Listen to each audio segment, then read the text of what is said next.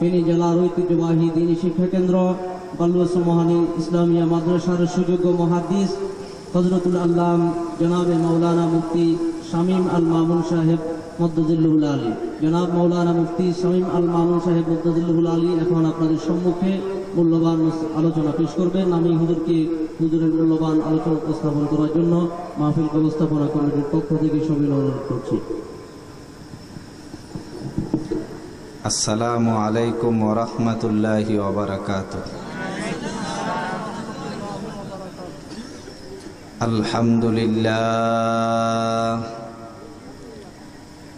আলহামদুলিল্লাহ নাহমাদুহু ওয়া নাস্তাঈনুহু ওয়া নাস্তাগফিরুহু ওয়া নু'মিনু বিহি ওয়া নাতাওয়াক্কালু আলাইহি ওয়া নাউযু বিল্লাহি মিন শুরুরি আনফুসিনা ওয়া মিন সাইয়্যাতি আ'মালিনা মান ইয়াহদিহিল্লাহু ফালা মুদিল্লা লাহু ওয়া মান ইউদ্লিলহু ফালা হাদিয়া লাহু ওয়া নাশহাদু আন্না সাইয়্যিদানা ওয়া মাওলানা মুহাম্মাদান আবদুহু ওয়া রাসূলুহু। আল্লাহুম্মা সাল্লি আলা সাইয়্যিদিনা মুহাম্মাদ ওয়া আলিহি ওয়া আসহাবিহি ওয়া সাল্লাম। আম্মা বা'দু ফাআউযু বিল্লাহি মিনাশ শাইতানির রাজীম। বিসমিল্লাহির রহমানির রহিম। ওয়া আতাকুম মিন কুল্লি মা সাআলতুমুহু ওয়া ইন তাউদ্দু নি'মাতাল্লাহি লা তুহসুহা।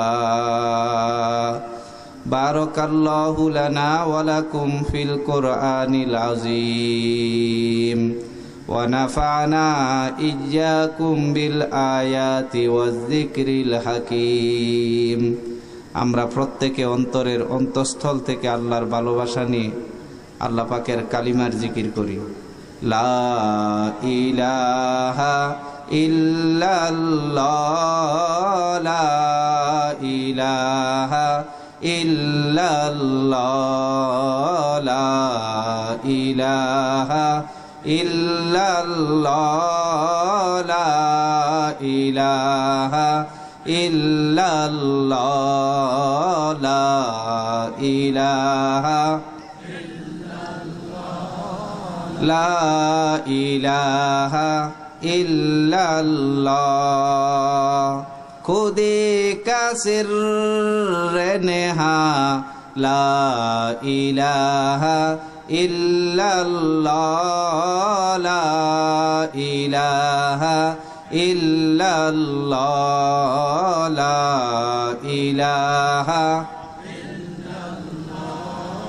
লা ইলাহা ইল্লাল্লাহ। খুদে হতে গফসা লা ইলাহা ইল্লাল্লাহ লা ইলাহা লা ইলাহা ইল্লাল্লাহ লা ইলাহা ইল্লাল্লাহ। अगर चबुतो है जमात किया सतीनों में मुझे है हुकुम अजला इलाहा इल्लल्लाह ला इलाहा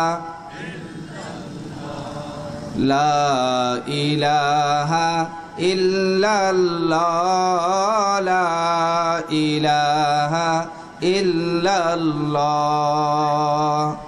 मुहम्मदुर रसूलुल्लाह सल्लल्लाहु अलैहि वसल्लम ছোট মসজিদ সংলগ্ন মাঠে যুব সমাজের উদ্যোগে আয়োজিত আজকের এই বিশাল তাফসিরুল কোরআন মাহফিলের মুআজ্জাজ মুহতারাম সভাপতি, সম্মানিত প্রধান অতিথি, বিশেষ অতিথিবৃন্দু, পথহারা মানুষের প্রকৃত রাহবর, নবীর হাকিকি ওয়ারিস, প্রাণের স্পন্দন হযরত উলামায়ে কেরাম ও আমার প্রাণের প্রিয় তৌহিদি জনতা ভাইয়েরা, আল্লাহ রাব্বুল আলামিনের পবিত্র কালামে পাকের খুবই গুরুত্বপূর্ণ একটি আয়াত তিলাওয়াত করেছি। আমরা যারা বসেছি ইনশাল্লাহ প্রত্যেকে আমলের নিয়ত নিয়ে বসব। হুজুরের মুখ থেকে যে কথাগুলি আসে বাড়ি পর্যন্ত নিয়ে যাব, আমল করার চেষ্টা করব। পারবেন তো ইনশাল্লাহ? আমি যে আয়াতটুকু তিলাওয়াত করেছি, আল্লাহ বলছেন, ওয়া আতাকুম মিন কুল্লি মা সাআলতুমু, বান্দারে তুমি দুনিয়াতে আসার আগে তোমার পৃথিবীতে শান্তিতে থাকার জন্য, আরামে থাকার জন্য কি কি জিনিস লাগতো সব দ্বারা আগে পৃথিবীটারে সাজাইছি, তারপরে তোমারে দুনিয়াতে পাঠাইছি যাতে করে দুনিয়াতে গিয়ে কষ্ট না করো, আর তুমি তোমার প্রভুকে একটা সেকেন্ডের জন্য ভুলে না যাও। ওয়াইন তাউদ্দু নিমাতাল্লাহি লা তুহসুহা, বান্দারে তোমারে দুনিয়াতে জীবন্ত রাখতে কত লক্ষ নিয়ামত আমি দিছি, কি পরিমাণ নিয়ামত আমি বানাইছি, যদি গণনা করো শেষ করতে পারবা না। কিন্তু বান্দা এত লক্ষ লক্ষ নিয়ামত পাইয়াও আল্লাহর সাথে নাফরমানি করে আল্লাহকে ভুলে যায়। আমার ভাইয়েরা, আমরা দুনিয়াতে এসেছি, আল্লাহ পাক কত লক্ষ লক্ষ নিয়ামত আমাদেরকে বাঁচানোর জন্য বানাইছেন। এই বাতাসটা আমরা যেটা দেখতেছি, বাতাসটা আমাদের নাকের ভিতর দিক দিয়ে ঢুকে বের হয়, আমরা জীবন্ত আছি, ঠিক কিনা কোন? যে বাতাসটা দেখি না, বিজ্ঞান বানাবে তো দূরের কথা, এটাকে আজ পর্যন্ত কারো নজরে দিতে পারে নাই, দেখে নাই যে বাতাসটা। এই বাতাসে ৭৫.৫% নাইট্রোজেন, ২৩.১% অক্সিজেন, 0.৬% জলীয় বাষ্প, 0.৪% কার্বন ডাইঅক্সাইড, ১.৩% বিভিন্ন নিষ্ক্রিয় গ্যাস, এতগুলি সম্পদ আল্লাহ বাতাসে দিছেন। বাতাস আমরা দেখি না, ঠিক কিনা? বাতাস আমাদের নাকের ভিতর দিক দিয়ে ঢুকে বের হওয়ার সময় একটা সুসংবাদ দিয়ে যায়, এরে মুসলমান, আল্লাহর সাথে নাফরমানি করতে হিসাব করে করিও। তুমি যত বড় শিল্পপতি হও, তুমি যত বড় নেতা হও, তুমি যত বড় শক্তিশালী হও, যত বড় যুবক হও, আমার বাতাসটা যতদিন পর্যন্ত তোমার নাকের ভিতর দিক দিয়ে ঢুকবে ততদিন পর্যন্ত তোমার নেতৃত্ব আছে, তোমার বাহাদুরি আছে, অহংকার আছে। বাতাসটা যদি বন্ধ হয়ে যায়, সমস্ত নেতৃত্ব, বড়াই, অহংকার সব মাটির সাথে মিশে যাবে, ঠিক কিনা? যত বড় প্রধানমন্ত্রী, শুধুমাত্র বাতাসটা বন্ধ হয়ে গেছে, তারে খালি হাতে কবরে দিয়ে আসবে, তার স্থানে আরেকজনকে প্রধানমন্ত্রী বানাই দিব, ঠিক কিনা? যত কোটি কোটি কোটি কোটি টাকার মালিক, আজকে যদি সামান্য বাতাসটা বন্ধ হয়ে যায়, আজকেই তারে এরকম কবরের মধ্যে দিয়ে আসবে, তার ধন সম্পদ, বাড়ি গাড়ি মারির মালিক আরেকজন হয়ে যাইব। এখন আর তারে এক পয়সা দিবে না, খালি হাতে কবরে দিয়ে আসবে, ঠিক কিনা? ও মুসলমান, আল্লাহকে চিনো, আল্লাহকে জানো। আল্লাহর এই নিয়ামত বাতাস নাকের ভিতর দিক দিয়ে ঢুকছে, প্রশংসা করা দরকার। আল্লাহ, তোমার বাতাস কত দামি বাতাস। বাবার সাথে সন্তানের কত মোহাব্বত। আগের দিন যদি কেউ গালি দেয় বাবারে, তারে কিলাইতো এসে মারতো আসে। শুধুমাত্র রাত্রের ৩টার সময় প্রয়োজন হয়েছে, বাবারে ডাকতে গেছে, দেখে বাবার আওয়াজ করে না, নাকের মধ্যে ধরে দেখে বাবার মাত্র বাতাসটা আসে যায় না, বুঝে ফেলছে চিল্লায় ৩ গ্রামের বাড়ির মানুষকে জাগায় ফেলছে। তাড়াতাড়ি করে বড় ছেলে আরেকজনকে লয়ে গেছে ইমাম সাহেবের কাছে, ইমাম সাহেব হুজুর জাগেন, কয় এত রাত করে কি? কয় খাটটা দেন কষ্ট করে। খাটটা আনিয়া যে বাবার জন্য আগের দিন জীবন দিতে প্রস্তুত ছিল সবাই, ওই বাবাকে এখন বারান্দার মধ্যে অথবা বাহিরে নামাই দিবে। এখন আর বাবাকে গড়েও রাখতে রাজি না, ঠিক কিনা?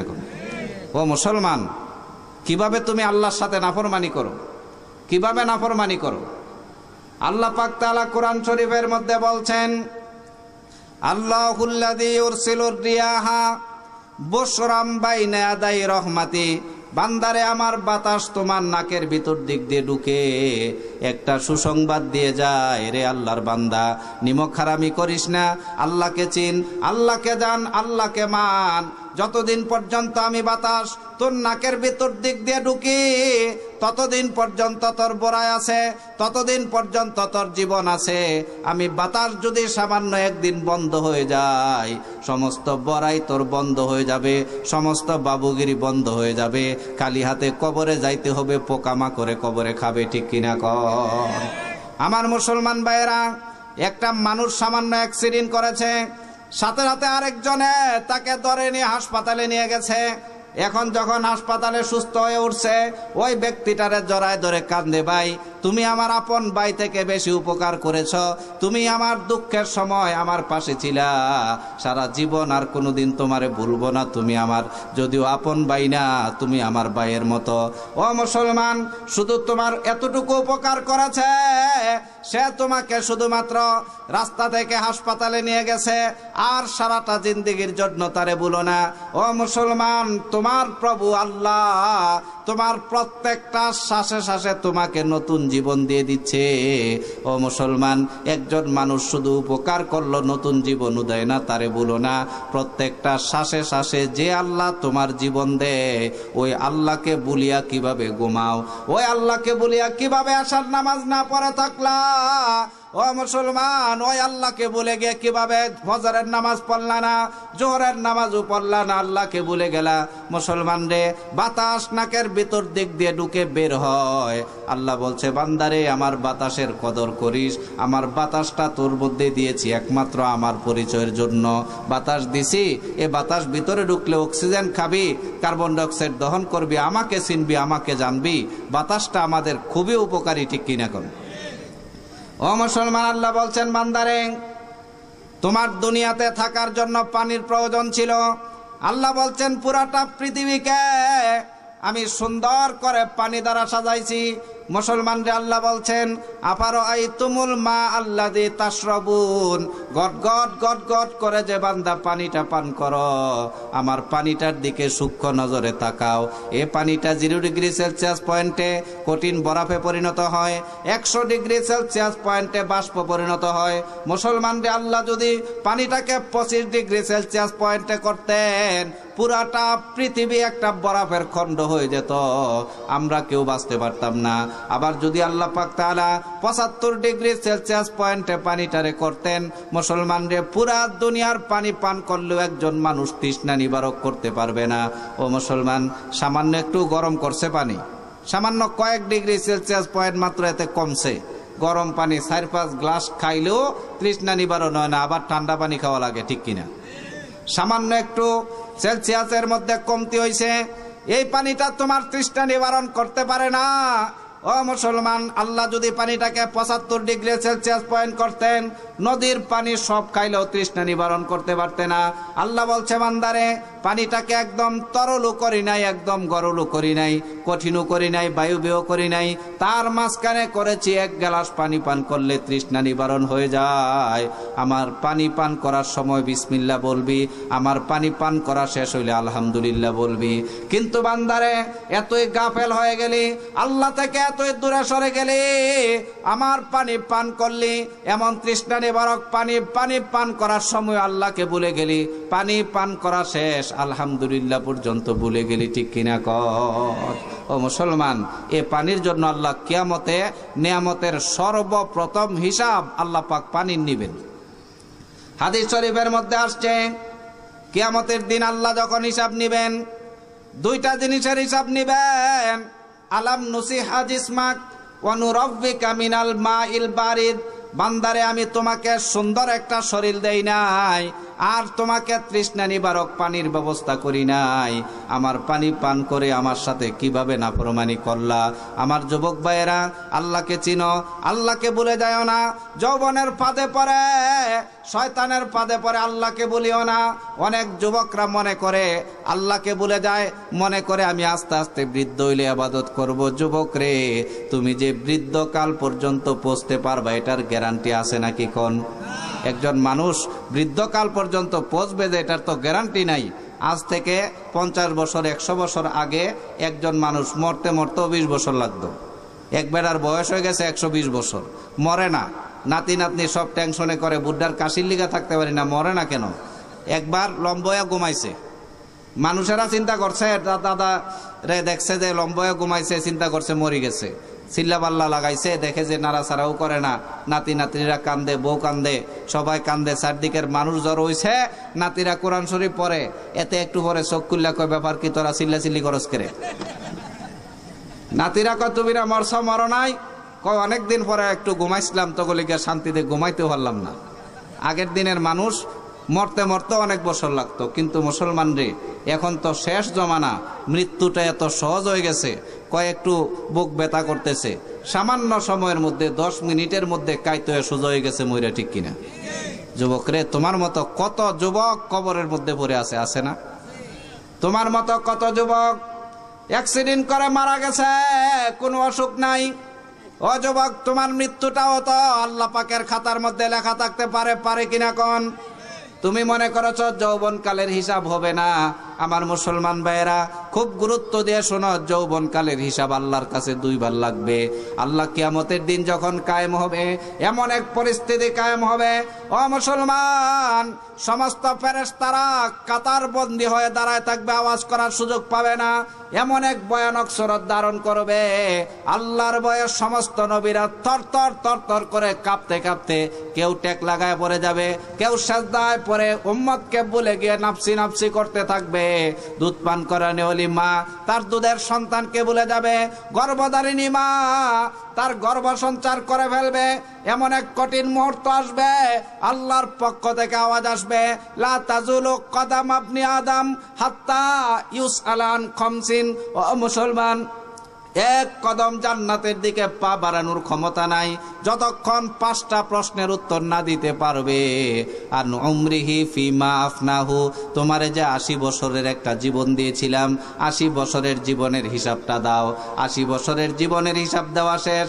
2 নম্বরের প্রশ্ন, আন শাবাবিহি ফিমা আবলাহু, তোমার যে যৌবন কালটা কাটাইছিলা, যৌবন কালের হিসাবটা এক্সট্রা ভাবে দাও। ও মুসলমান, গুরুত্ব দিয়ে শোনো, 80 বছরের হিসাব যখন দেওয়া হয়ে গেছে, 80 বছরের ভিতরে যৌবনকালের হিসাব আসে কিনা কোন? আবার এক্সট্রা ভাবে যৌবনকালের হিসাব টানবেন, কারণ যৌবনকাল আল্লাহর নিয়ামত। যে জিনিসটা যত বড় নিয়ামত হয়, তার দাম এবং কদর তত বেশি হয়। ও মুসলমান, যৌবনকালে যদি তুমি একটা সেজদা করো, বৃদ্ধকালের 1000 সেজদা থেকে তোমার সেজদাটা দামি। যৌবনকালে যদি একবার তুমি অন্তর থেকে আল্লাহকে ডাক দাও, বৃদ্ধকালে 1000 বার আল্লাহকে ডাক দেওয়া থেকে দামি, ঠিক কিনা কোন? যৌবনকালের ইবাদত নবীওয়ালা ইবাদত। একজন নবী নবুয়তি পাইয়া আল্লাহর ইবাদত করলে যে পরিমাণের সওয়াব, ও মুসলমান যুবকরা, যৌবনকালে একজন ব্যক্তি যদি আল্লাহর ইবাদত করে, নবী ইবাদত করলে যে পরিমাণ সওয়াব, সমান সমান সওয়াব আল্লাহ তারে দেয়। ও মুসলমানের জন্য যুবকরা রে, আল্লাহরে চিনো। যেদিন থেকে তুমি বালেগ হইছো, যুবক হইছো, সেদিন থেকে তুমি দরাও খাইছো। একটা সেকেন্ড পরিমাণ সময়, একটা সরিষার দানা পরিমাণ তুমি যদি আল্লাহর সাথে নাফরমানি করো, এই নাফরমানিটা 7 আসমানের উপরে বুরুজে মুসাইয়াদার ভিতরে লুকায় আছে। কিয়ামতে আল্লাহ টানিয়া বের করে আনবেন। আমার বাতাস খাইয়া, আমার অক্সিজেন গ্রহণ করে, আমার কার্বন ডাইঅক্সাইড দহন করে, আমার মাটিতে বসে আমার সাথে কেন তুমি একটা সেকেন্ড পরিমাণ নাফরমানি করলা? একটা সরিষার দানা পরিমাণ কোনো ব্যক্তি নাফরমানি করেছে, এই নাফরমানিটা 7 জমিনের নিচে, পাথরের নিচে, পাহাড়ের নিচে চাপা পড়ে আছে। সেখান থেকে আল্লাহ টানিয়া বের করে আনবেন, কেন তুমি নাফরমানিটা করলা? আমার মুসলমান ভাইয়েরা, আল্লাহ কোরআন শরীফে বলছেন, ইন্নাহা ইনতাকু মিসকালা হাব্বাতিন মিন খারদালিন ফাতাকুন ফি সাখরাতিন আও ফিস সামাওয়াতি আও ফিল আরদি ইয়াতি বিহাল্লাহ। আল্লাহ বলছে, বান্দারে, একটা সরিষার দানা পরিমাণ যদি তুমি নাফরমানি করো, ওই নাফরমানিটা 7 আসমানের উপরে সংরক্ষিত স্থানে লুকায় আছে। আল্লাহ টানিয়া কিয়ামতে বের করে আনবেন। যুবকরে, তুমি কেন নাফরমানিটা করলা? একটা সরিষার দানা পরিমাণ যদি নাফরমানি করো, নাফরমানিটা 7 জমিনের নিচে, পাথরের নিচে, পাহাড়ের নিচে চাপা পড়ে আছে। সেখান থেকে আল্লাহ টানিয়া বের করে আনবেন। বান্দারে, একটা সেকেন্ড পরিমাণ সময় কেন নাফরমানি করলা? আমার ভাইয়েরা, নাফরমানি করতে হিসাব করে কইেন, যে ব্যক্তিকে আল্লাহ পাক সবার শেষে সবচেয়ে ছোট জান্নাত যেটা দিবেন এই পৃথিবীর মতো 10টা পৃথিবীর সমপরিমাণ। সুবহানাল্লাহ। একটা সাধারণ বাড়ি করতে গিয়া 2 ডিসিম জায়গা কিনবে, বাড়ি করবে, মাথার গাম পায়ে ফেলে একজন মানুষ জীবনটা কাটায় দেয় কিনা? শুধুমাত্র একটা বাড়ি করবা, একটা গাড়ি করবা, সামান্য জায়গা কিনবা, সারাটা জীবনই ব্যয় করে দিলে, সারাটা জীবনের টাকা পয়সা বাড়ির ভিতরে ঢুকাইলে। ও মুসলমান, সামান্য একটা বাড়ি করার জন্য 2 ডিসিম জায়গা কেনার জন্য একটা জীবন তুমি ব্যয় করলা। এই পৃথিবীর মতো 10টা পৃথিবী পরিমাণ জান্নাত কিনতে হইলে কি পরিমাণ মেহনতের দরকার, ঠিক কিনা কোন? আমরা মনে করছি নানার বাড়ির কলা গাছ জামু আর ফাইরা খামু। ও মুসলমান চোরে চুরি করে, কয় আমি তো মুসলমান একদিন জান্নাতে যামু। ডাকাতে ডাকাতি করে, কয় আমি তো মুসলমান একদিন জান্নাতে যামু। এরপরে ইফতেজারে ইফতেজিং করে, এরকম সাদাবাজি করে, এরকম ভাবে নেতারা নেতৃত্ব দেখায়, মানুষের উপরে জুলুম করে, কয় আমি তো মুসলমান একদিন জান্নাতে যাবো। মুসলমান, একটা বাড়ি করতে যদি তোমার জীবনটা কাটাই দিতে হয়, আল্লাহর তৈরি পৃথিবীর মতো 10টা পৃথিবী পরিমাণ জান্নাত কিনতে কি পরিমাণ কষ্টের দরকার, ঠিক কিনা? আল্লাহকে চিনো। আল্লাহ বলছে, বান্দা তোমার দুনিয়ার জন্য, দুনিয়াতে আমি আল্লাহকে চিনার জন্য, আমি আল্লাহকে পাওয়ার জন্য, আমি আল্লাহর ইবাদতের জন্য কি পরিমাণ নেয়ামতের দরকার ছিল, সব পৃথিবীটাকে দিয়ে আগে সাজাইছি, তারপরে তোমাকে দুনিয়াতে পাঠাইছি। মুসলমান রে, সূর্যটা যেটা তুমি দেখো আমাদের পৃথিবী থেকে 9,30,00,000 মাইল উপরে, এই সূর্যটা আমাদের পৃথিবীর জাগতিক শক্তির প্রাণকেন্দ্র। কিন্তু মুসলমানদের সূর্যের নিয়ামতের দিকে তাকায় দেখো, সূর্যটা আমাদের পৃথিবীর জাগতিক শক্তির প্রাণকেন্দ্র। 9,30,00,000 মাইল উপরের সূর্যটা আমাদের পৃথিবী থেকে 13 লক্ষ গুণ বড়। 60,000 সেন্টিগ্রেড আগুনের পাওয়ার দুনিয়াবাসীর দিকে আসে। ও মুসলমান, সূর্য থেকে দুনিয়ার মানুষকে বাঁচানোর জন্য আল্লাহ পৃথিবী এবং সূর্যের মাঝখানে 4টা ফিল্টারিং ব্যবস্থা করছেন। সর্বপ্রথম মধ্যাকর্ষণ শক্তি। মধ্যাকর্ষণ শক্তি উপরের জিনিসকে উপরে ধাক্কায় দেয়, নিচের জিনিসকে নিচে ধাক্কায় দেয়। উপরের থেকে যখন রৌদ্রের আলো আসতে থাকে, ধাক্কানোর ফলে কমে যায়। মধ্যাকর্ষণ শক্তির নিচে একটা মেঘমালার জগৎ আছে, 0 ডিগ্রি সেলসিয়াস পয়েন্ট, বরফের এলাকা। বরফের এলাকা পাড়ি দিতে সূর্যের আগুনের পাওয়ারটা একটু কমে যায়। তারপরে এসে আমাদের পৃথিবীটা 500 কিলোমিটার এলাকা, বায়বীয় মণ্ডল, বাতাসের এলাকা। বাতাসের ফলে তার পাওয়ার আরো কমে যায়। ওইখানে একটা আগুন জ্বালাইলো, এখান পর্যন্ত পাওয়ারটা আসে না। কারণ কি? বাতাস ভেদ করে আপনার পর্যন্ত পৌঁছতে পারে না। 500 কিলোমিটার এলাকা পর্যন্ত সূর্যের আগুনটা পাড়ি দিয়ে পৃথিবী পর্যন্ত আসতে পারে না, তার পাওয়ার আরো কমে যায়। পৃথিবীটা 35 কিলোমিটার বেগে ঘুরতেছে, ঘূর্ণয়নের ফলে সূর্যের আগুনের পাওয়ারটা আরো কমে যায়। যে সূর্যের আগুনটা পৃথিবীর সমস্ত মানুষকে, সমস্ত পৃথিবীটাকে একটা ইটের খণ্ড বানায় দেওয়ার জন্য যথেষ্ট। এই সূর্যটাকে আল্লাহ রহমত বানায় দুনিয়াবাসীর কাছে পাঠাইছে, ঠিক কিনা কর? এরে আমার যুবক ভাইয়েরা, আমার বৃদ্ধ বাবারা, মনে রাখিও, একজন মানুষ যদি এই সূর্যের হক আদা না করে, কোনো ব্যক্তি যদি আশারের নামাজ এবং ফজরের নামাজ জামাতের সহিত পড়ে, রাতের হক আদা হয়ে যায়। কোনো মানুষ যদি জোহরের, আসরের, মাগরিবের নামাজ জামাতের সহিত আদা করে, সূর্যের হক আদা হয়ে যায়। যদি সূর্যের হক আদা না করেন, 5 ওয়াক্ত নামাজ যদি না পড়েন, মুসলমান রে, এই সূর্যটাকে আল্লাহ কিয়ামতের ময়দানে মাত্র আধা মাইল উপরে 60,000 সেন্টিগ্রেড আগুনের পাওয়ার দিয়া, কোনো প্রকারের মাঝখানে পারিশন না দিয়া মানুষের মগজের দিকে দিবে। পুণ্যটা হাসরের ময়দান তামা হয়ে যাবে, মানুষ মরতে পারবে না আগুনে। কারো কারো মগজ গলতে গলতে এমন ভাবে গলবে, কেউ মগজের উপরে হাবুডুবু খাইতে থাকবে, কেউ গলা পরিমাণ কারো মগজ হয়ে যাবে, কারো গাম হাঁটু পর্যন্ত হয়ে যাবে, কারো কোমর পর্যন্ত হয়ে যাবে। সেদিন মানুষেরা আল্লাহর কাছে বলবে, আল্লাহ সূর্যটা থেকে আমাদেরকে ইবাদত করো। আল্লাহ বলবেন, বান্দারে, এই সূর্যটা তো আমার রহমত বানাইয়া তোমার কাছে দিয়েছিলাম আমাকে চিনার জন্য, আমাকে জানার জন্য, আমার ইবাদতের জন্য। বান্দারে, এত সুন্দর সূর্য পাইয়া সেদিন আমার সূর্যের নিচে আমার ইবাদত করস নাই, আমাকে চিনস নাই, আমাকে ডাকস নাই। এজন্য ওই সূর্য দ্বারাই তোদেরকে শাস্তি দিলাম। এজন্য মুসলমান, আল্লাহকে চিনো, এগুলি আল্লাহর নেয়ামত, আমাদের বেঁচে থাকার জন্য বানাইছে। একবার বাহলুল দরবেশ এবং হারুনুর রশিদ বাদশাহ মরুভূমির 7 দিনের মরুভূমি পাড়ি দিতে হয়, আরবের মরুভূমি 7 দিনের মরুভূমি পাড়ি দিতে হয়। তো সবাই যখন রওনা হয়েছে, আরবের সব থেকে বড় দামি জিনিস হয়েছে পানি রাখতে হয়, পানি ছাড়া কেউ কোথাও যায় না। ঘটনাক্রমে বাদশার সাথে সবাই যে হুড়াহুড়ি করে লইছে, আসল জিনিসটাই পানিটাই নিতে ভুলে গেছে। প্রথম দিন যখন বিকাল হয়েছে, বাদশাহ ডেকে বলল, পানির পিপাসা লেগেছে রুদ্রে, তোমাদের কাছে পানি আসেনি, তাড়াতাড়ি বের করো। দেখে কারু কাছে পানি নাই, সবাই আশ্চর্য হয়েছে। একদিন পর্যন্ত হেঁটেছে, সারা রাত হেঁটেছে। এর পরের দিন যখন এসেছে, সবার পানির পিপাসায় পাগলের মতো হয়ে যায়, কারু কাছে পানি নাই। বাদশাহ কয়, কতদিন পরে পানি পাইব? কয়, হুজুর কমপক্ষে 1 সপ্তাহ পর্যন্ত, 7 দিন পর্যন্ত চলতে হবে, এর আগে কোনো পানির সন্ধান পাওয়া যাবে না। কোনো যদি প্রতীক আসে, কোনো যদি ব্যবসায়িক কাফেলা আছে, তাদের থেকে পানি পাওয়া যাইতে পারে, না হয়তো বা পাওয়া যাবে না। ও মুসলমান, যখন 6 দিন হয়ে গেছে পানি নাই, মরুভূমির মধ্যে চলতেছে, এক একজন মানুষ বেহুশের মতো হয়ে পড়ে গেছে। বাদশারে 2-3 জনের ধরে ধরে সামনের দিকে নিয়ে যায় হাঁটে। 7ম দিন যখন পৌঁছেছে, সব মানুষ আধমরা হয়ে গেছে। এমন সময় গ্রামের পাশে পৌঁছেছে, হারুনুর রশিদ বাদশার কাছে 1 গ্লাস পানি লয়ে একজনে দৌড়ে আসছে। এখন বাহলুল দরবেশ কয়, হুজুর এতক্ষণ পর্যন্ত 7 দিন পানি ছাড়া থাকছেন, 1 মিনিট মাত্র পানি ছাড়া থাকেন, আমি একটু ওয়াজ করি।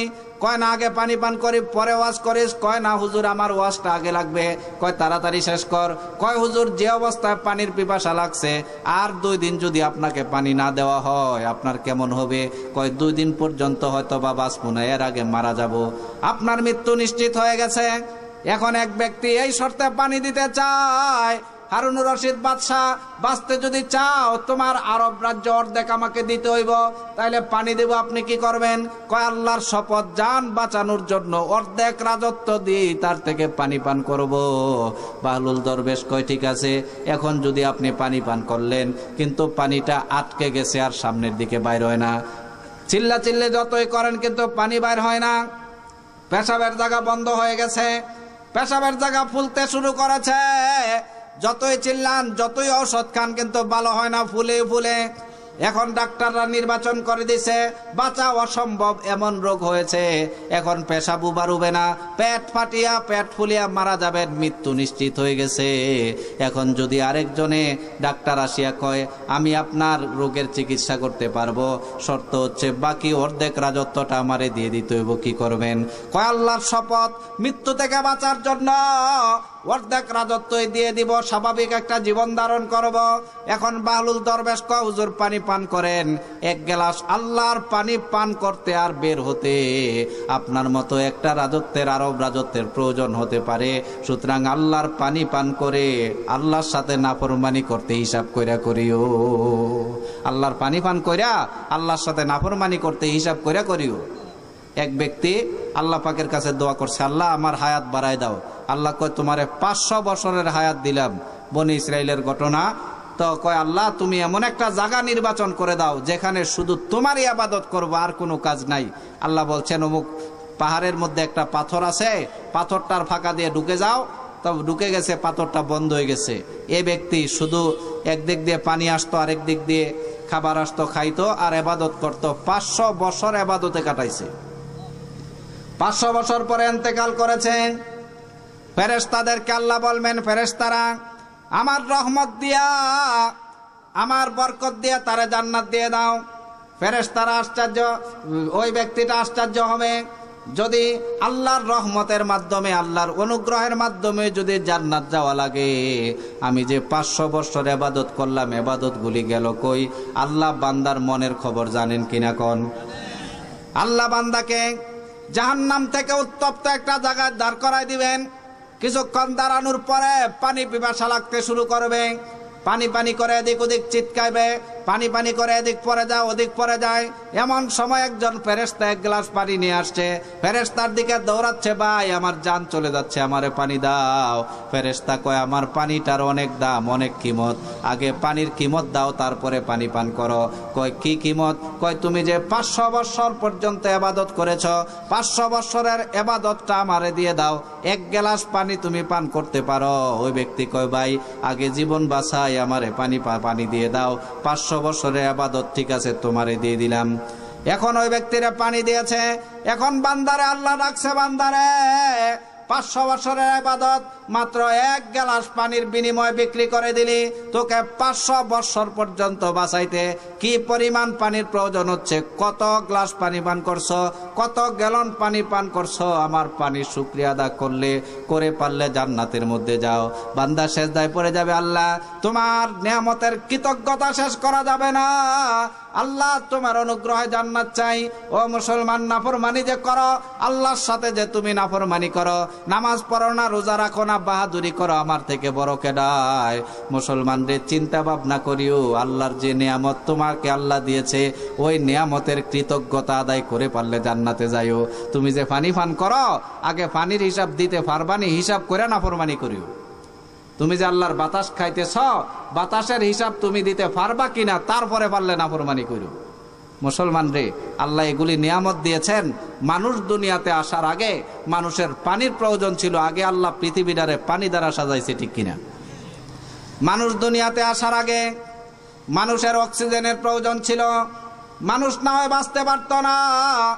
আল্লাহ গাছপালার ব্যবস্থা করেছেন, দুনিয়াটা গাছপালা দ্বারা সুসজ্জিত। গাছপালা আমাদের অক্সিজেন ছাড়ে, আমরা যেটা খাই, আমরা যে দূষিত পদার্থ কার্বন ডাইঅক্সাইড মুখ থেকে ছেড়ি, এই কার্বন ডাইঅক্সাইড গাছপালা গ্রহণ করে আমরা দুনিয়াতে জীবন্ত আছি। গাছপালার প্রয়োজন ছিল দুনিয়াতে, আল্লাহ আগে গাছপালা দ্বারা দুনিয়াটা সাজাইছেন, তারপরে আমাদেরকে দুনিয়াতে পাঠাইছেন, ঠিক কিনা কোন? অর্থাৎ মূল কথা আল্লাহ বুঝাতে চাইলেন, বান্দারে তুমি দুনিয়াতে আসার আগে দুনিয়া তোমাকে রাখার মতো ক্ষমতা আছে কিনা দুনিয়াটারে দেখছি, তারপরে তোমারে দুনিয়াতে পাঠাইছি। আমি আল্লাহ এমন ন, তোমারেও দুনিয়াতে দিতে রাখতে পারবে না, আর তোমারে অনর্থক পাঠাইছি এমনটা ন। আমার কথা আপনারা বুঝেন? এজন্য আল্লাহ কোরআন শরীফে বলছেন, ওয়া আতাকুম মিন কুল্লি মা সাআলতুমুহ। ও বান্দা, তুমি দুনিয়াতে আসার আগে তোমার দুনিয়াতে চাওয়ার মতো পাওয়ার মতো কি কি জিনিসের প্রয়োজন ছিল, সব দ্বারা পৃথিবীটারে সাজাইছি, তারপরে তোমারে দুনিয়াতে পাঠাইছি। আগে পৃথিবীটারে ভারসাম্য রক্ষা করনেওয়ালা বানাইছি, বাতাস বানাইছি, পানি বানাইছি, সূর্য দিছি, গাছপালা বানাইছি, সবগুলি বানাইয়া তোমারে দুনিয়াতে পাঠাইছি। আমার ভাইয়েরা, আমার কথা যদি বুঝে থাকেন, এখন এমন একটা মাসালা, যে মাসালাটার উপরে পুরা বাংলার জমিনের মানুষেরা জুলুম করতেছে, অথচ একদিক দিয়ে শিরিক করতেছে, অথচ আলেমুলামাও জড়িত। সাধারণ রিক্সা চালক থেকে একদম বঙ্গভবন পর্যন্ত সব মানুষে একটা আল্লাহর আয়াতের সাথে এরকম নাফরমানি করে। এমন একটা মাসালা আপনাদের সাথে বলতে যাচ্ছি। আজ থেকে প্রায় 150 বৎসর আগে বাংলাদেশে একজন মাথাপচা বৈজ্ঞানিক আগমন করেছে। নাম তার ডক্টর মেলতাস। ডক্টর মেলতাস ইংল্যান্ড থেকে এসেছে, বাংলাদেশের মধ্যে এসে এক রিক্সাওয়ালার রিক্সায় উঠছে। রিক্সাওয়ালার রিক্সা উঠে ডক্টর মেলতাস দুবাসী থেকে জিজ্ঞাসা করেন, রিক্সাওয়ালার ছেলে মেয়ে কয়জন? তো বাংলা ভাষায় বলছে, রিক্সাওয়ালা তোমার ছেলে মেয়ে কয়জন? কয় আমার 6 জন। ইংলিশ করে দিছে, ওনার ছেলে মেয়ে 6 জন। কয় বিয়া করছেন কয়টা? কয় একটা। ওই ডক্টর মেলতাস আশ্চর্য হয়েছে, Europe, Africa, America, German, Japan এ সমস্ত এলাকার মধ্যে এক একজনে 4-5 জনের সাথে সম্পর্ক করে, ছেলে মেয়ে একটাও হয় না। কারো ছেলে মেয়ে একটা, কারো ছেলে মেয়ে নাই। পুরা পৃথিবীর সব থেকে বড় ধনী যে, তার শুধু একটা মেয়ে, আর কোনো ছেলে মেয়ে নাই। পুরা পৃথিবীর সব থেকে বড় ধনী যে, তার শুধু একটা মেয়ে। ডক্টর মেলতাস চিন্তা করছে, মুসলমানরা যেভাবে সন্তান হয়, যদি সন্তান হতে থাকে মুসলমান জনসংখ্যা বেড়ে যাবে। কিভাবে মুসলমানদেরকে কমানো যায়, মুসলমানদের জনসংখ্যা কমানো যায়, তার মাথায় ফন্দি উঠেছে। সে আবার ইংল্যান্ডে গেছে, ইংল্যান্ডের সমস্ত বৈজ্ঞানিকদেরকে নিয়ে বসছে। যে আন্দাজে মুসলমান বাড়তেছে আর সন্তান সন্ততি হয়, এ আন্দাজে যদি বাড়তে থাকে, সুদূর ভবিষ্যতে কাফের বেদিন থেকে মুসলমানদের সংখ্যা বেশি হইব। ও মুসলমান, ডক্টর জন পল পোপ, পাশ্চাত্য জগতের সব থেকে বড় পণ্ডিত, খ্রিস্টান পণ্ডিত, সে প্রকাশ করেছে 1990 সাল থেকে 1990 সাল পর্যন্ত মুসলমানদেরকে ইহুদি খ্রিস্টানরা সরাসরি হত্যা করে মুসলমানদের জনসংখ্যা কমানোর চেষ্টা করেছে। 1990 সাল থেকে, এরপর থেকে নিয়ে মুসলমানদেরকে সরাসরি হত্যা করে নয়, মুসলমানদের মাধ্যমে মুসলমানদের জনসংখ্যা কমানোর চেষ্টা করেছে। 1990 সাল পর্যন্ত যদি আমরা পৃথিবীর ইতিহাস তালাশ করি, এই পৃথিবীর মধ্যে 600 কোটি যদি মানুষ থাকে, কমপক্ষে 300 কোটি মুসলমান হওয়ার কথা, ঠিক কিনা? তার কারণ উমর রাদিয়াল্লাহু তাআলা আনহুর কালে পুরাটা পৃথিবীর অর্ধেক পৃথিবী 23 লক্ষ বর্গমাইল এলাকা মুসলমানদের হাতের মুঠোয়, অর্ধ পৃথিবী মুসলমানদের হাতে। এরপরে পুরাটা পৃথিবী মুসলমান দখল করতে যাচ্ছিল। প্রায় অর্ধ পৃথিবীর যেদিক দিয়ে মুসলমানদের পা লেগেছে সেদিক দিয়ে মানুষেরা মুসলমান হইতে শুরু করছে। তাইলে বোঝা গেছে অর্ধেক পৃথিবী মুসলমান শাসন করেছে, পুরাটা পৃথিবীর মধ্যে মুসলমানদের পা লেগেছে, জায়গায় জায়গায় হাজার হাজার মুসলমান হয়েছে। এতে বোঝা যায় কমপক্ষে 300 কোটি মুসলমান হওয়ার কথা, ঠিক কিনা? কোন আজকে বর্তমানে 150 কোটি মুসলমান। কারণ কি? তার পেছনে কারণ মুসলমান যেভাবে একমাত্র মুসলমান হওয়ার কারণে পৃথিবীতে নির্যাতনের শিকার হয়েছে।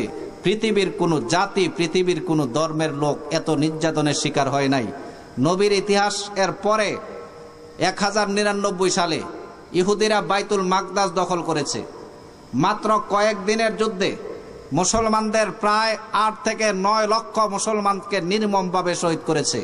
তারা যখন এসেছে, গোড়াগুলি চলেছে, তাদের গোড়ার হাঁটু পর্যন্ত মুসলমানদের রক্তে ভেজা ছিল। 1258 খ্রিস্টাব্দে হালাগু খান বাগদাদ অবরোধ করে। তাতে বাগদাদ শহরে 20 লক্ষ মুসলমানের মধ্য থেকে 16 লক্ষ মুসলমানকে নির্মমভাবে শহীদ করেছে। 1263 সালে তাতারিরা তৎকালীন মুসলিম বিশ্বে বিজয় বেশে প্রবেশ করে পুরা আরব বিশ্বকে তছনছ করে দিয়েছে।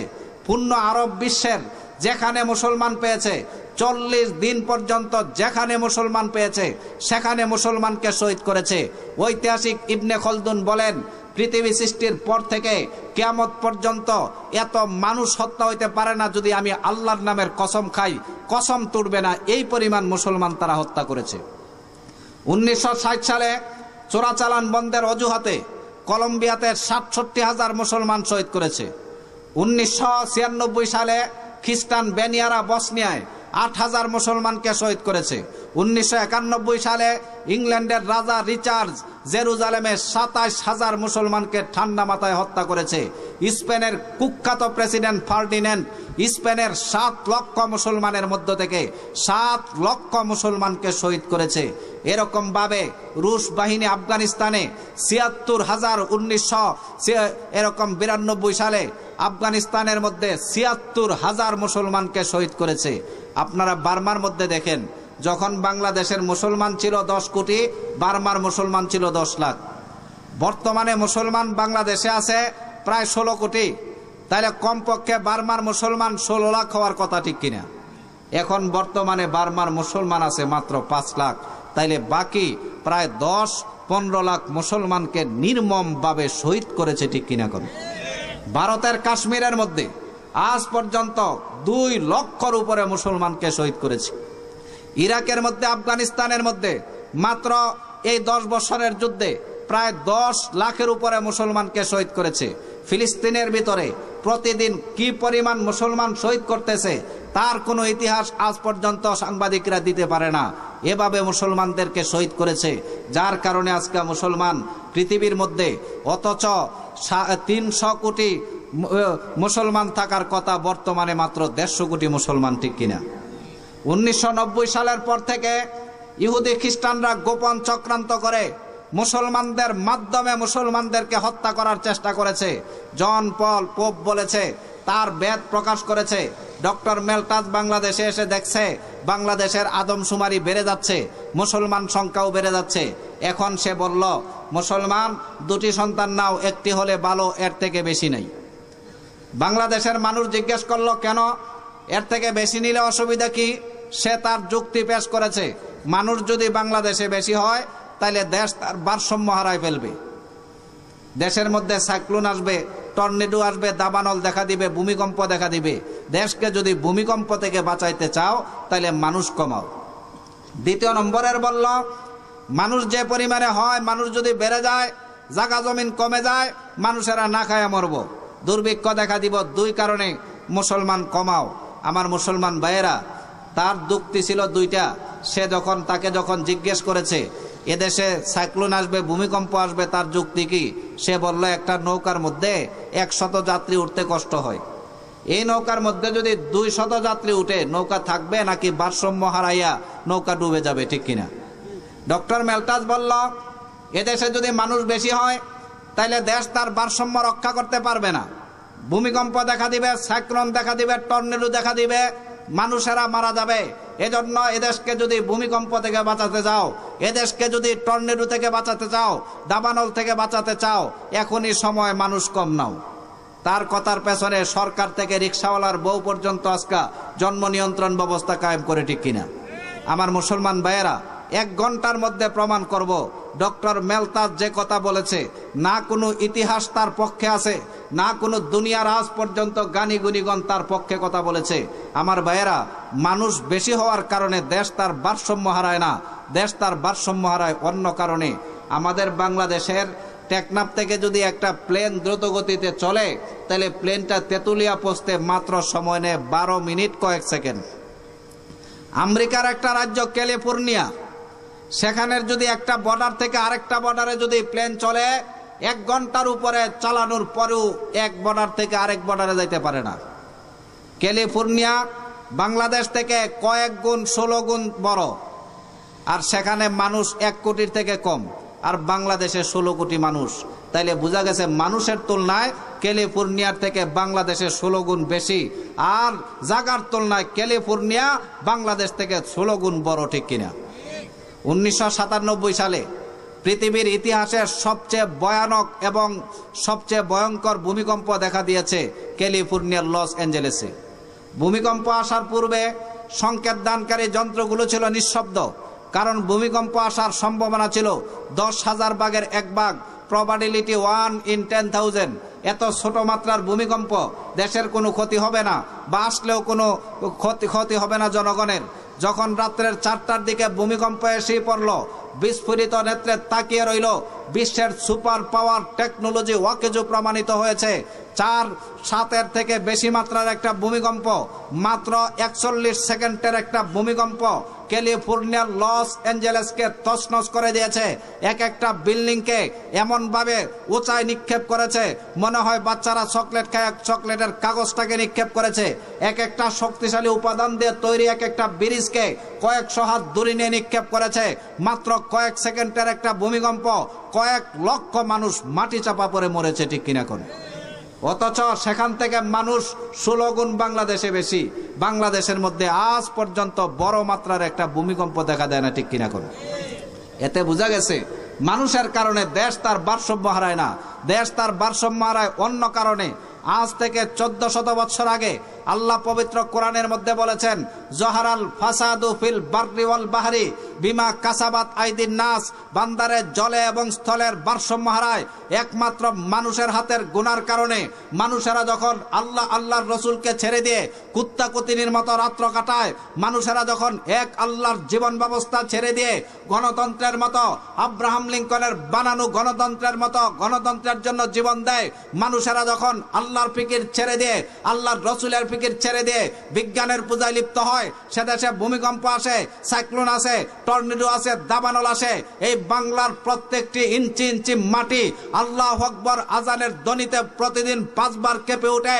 5 বার মুয়াজ্জিনের সুরে আল্লাহর বরত্ব বলা হয়। এদেশের 5 ওয়াক্ত নামাজের মধ্যে মুসলমানরা এখনো আল্লাহকে আল্লাহ বলে স্বীকার করে সেজদার মাধ্যমে। এদেশের 15 কোটি মুসলমান, এদেশের 15 কোটি মুসলমানের অন্তরে এক আল্লাহর বিশ্বাস আছে, যার কারণে এদেশের মধ্যে বড় মাত্রার কোনো ভূমিকম্প নাই, ঠিক কিনা? কোন আমার মুসলমান ভাইয়েরা, মানুষের কারণে যদি দেশ তার ভারসাম্য হারাতো, ক্যালিফোর্নিয়ার লস অ্যাঞ্জেলেসের ভূমিকম্প বাংলাদেশে আইতো, ঠিক কিনা? আল্লাহ বাংলাদেশকে কিয়ামত পর্যন্ত সমস্ত প্রকারের আসমানি জমিনি বালা মুসিবত থেকে হেফাজত করুক, কোন আমিন। এদেশে মুসলমান আছে, যার কারণে এদেশে ভূমিকম্প নাই। কখনো কখনো ভূমিকম্পের আঁচ লাগে, এদেশে লাগে না। আল্লাহ বুঝাতে চায় মুসলমান রে, পারিবারিক জীবন থেকে আমি আল্লাহ আর আল্লাহর রসুলের দিন দূরে সরাই দিয়েছ, সামাজিক জীবন থেকে আল্লাহ আল্লাহ রসুলকে দূরে সরাই দিয়েছ, এরকম ভাবে রাষ্ট্রীয় জীবন থেকে আল্লাহ আল্লাহর রসুলকে দূরে সরাইয়া সংসদ থেকে আল্লাহর নাম মুছতে চাস, নাফরমানি যদি করস, ক্যালিফোর্নিয়ার লস অ্যাঞ্জেলেসের মতো একটা ভূমিকম্পের আজ যদি বাংলাদেশে দেন, পুরাটা বাংলাদেশ তছনছ হয়ে যাবে, কয়েক কোটি মানুষ মাটি চাপা পড়ে মরবে, ঠিক কিনা কর? ও মুসলমান, ক্যালিফোর্নিয়ার লস অ্যাঞ্জেলেসে যে আল্লাহ ভূমিকম্প দিয়েছে সে আল্লাহ এখনো আছে কিনা? সুতরাং মুসলমান, ভূমিকম্প থেকে যদি দেশকে বাঁচাইতে চাও, মানুষের কারণে না, মানুষ আশরাফুল মাখলুকাত, এরা বরের জাত, সমস্ত সৃষ্টি এসেছে মানুষের পেছনে, মানুষের খেদমতের জন্য, আর মানুষ আশরাফুল মাখলুকাত, সমস্ত সৃষ্টির শ্রেষ্ঠ জাতি, তার জন্য দেশ তার ভারসাম্য হারাতে পারে না, ঠিক কিনা করে? 2010 সালে বাংলাদেশ থেকে 13 গুণ বড় হাইতি, আর সেখান থেকে 13 গুণ ছোট বাংলাদেশ। পুরা হাইতির মধ্যে অল্প সংখ্যক মানুষ, কয়েক লক্ষ মানুষ, আর বাংলাদেশে 15 কোটি মানুষ। 2010 সালে হাইতির জোয়ারে যে পরিমাণ ভূমিকম্প এসেছে, এমন এক আশ্চর্য ভূমিকম্প 2010 সালে এসেছে, যে সংসদ ভবন আছে, সংসদটা এমনভাবে নিচে চলে গেছে, সাংবাদিকরা ফটো খিচে দেখে যে এখানে যে একটা গড় ছিল এটাও বোঝা যায় না। পুরাটা হাইতি উন্নত দেশ, পৃথিবীর বর্তমানে সবচেয়ে অনুন্নত দেশে পরিণত হয়ে গেছে একটা মাত্র ভূমিকম্পে। ও মুসলমান, সেখানে তো মানুষ কম, সেখানে ভূমিকম্প দেখা দিল। আমাদের দেশে মানুষ বেশি, এখানে ভূমিকম্প দেখা দেয় না। এর পেছনে কারণ কি? কারণ উল্টা। আমার ভাইয়েরা, হিন্দুস্তানের এক একটা যে প্রদেশ বাংলাদেশের কয়েকটা সমান, ঠিক কিনা? পুরা এশিয়া মহাদেশের মধ্যে সব থেকে জায়গার তুলনায় হিন্দুস্তানে বেশি, শুধুমাত্র ত্রিপুরাটা বাংলাদেশ থেকে বড়।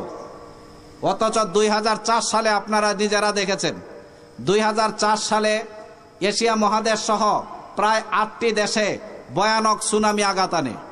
সুনামিতে ভারতে মারা যায়, ইন্দোনেশিয়া মারা যায় 2,02,800 জন, ভারতে মারা যায় 10,500 জন, থাইল্যান্ডে মারা যায় 10,313 জন, শ্রীলঙ্কায় মারা যায় প্রায় 30,000 জন। যেদিন ভারত সহ পুরা এশিয়া মহাদেশকে তছনছ করে দিয়েছে, সেদিন বাংলাদেশের মানুষেরা নাক ডাকি ঘুমাইছে, ঠিক কিনা করে? অথচ ভারতের মতো এলাকায় 20,500 মানুষ মারা গেছে সুনামির আঘাতে। ইন্দোনেশিয়ার মধ্যে এরকম 2 লক্ষ এর উপরে 2,20,400 জন মানুষ মারা গেছে। থাইল্যান্ডের মধ্যে প্রায় 10,313 জন মারা গেছে। শ্রীলঙ্কায় 30,000 মানুষ মারা গেছে। সেদিন বাংলাদেশের মানুষেরা নাক ডাকি ঘুমাইছে। আমার মুসলমান ভাইয়েরা, মানুষের কারণে যদি দেশ তার ভারসাম্য হারাতো, তাহলে পৃথিবীর সমস্ত ভূমিকম্পগুলি বাংলাদেশে তো, ঠিক কিনা করে? এতে বোঝা গেছে মানুষ আশরাফুল মাখলুকাত, মানুষের কারণে দেশ তার ভারসাম্য হারাইতে পারে না। দেশ তার ভারসাম্য হারায় অন্য কারণে। আল্লাহ বলছেন, জহারাল ফাসাদু ফিল বাররি ওয়াল বাহরি বিমা কাসাবাত আইদিন নাস। বান্দারে জলে এবং স্থলের বিপর্যয় আসে একমাত্র মানুষের হাতের গুনার কারণে। মানুষেরা গুনাহ ছেড়ে দিলে আল্লাহ পুরা পৃথিবীকে আমানত দ্বারা ভরে দিবেন, ঠিক কিনা কোন? দ্বিতীয় নম্বরের কথা বলল, মানুষ যদি বেড়ে যায়, মানুষ যদি অসংখ্য পরিমাণ বেড়ে যায়, জমিন কমে যাবে, মানুষেরা না খায়া মরবে। আমার মুসলমান ভাইয়েরা, মানুষ তো আল্লাহর শ্রেষ্ঠ সৃষ্টি। আপনি যদি দেখেন, আফ্রিকা জঙ্গলের ভিতরে যদি আপনি স্যাটেলাইটের মাধ্যমে দেখেন, লক্ষ লক্ষ কোটি কোটি বাঘ আর সিংহ।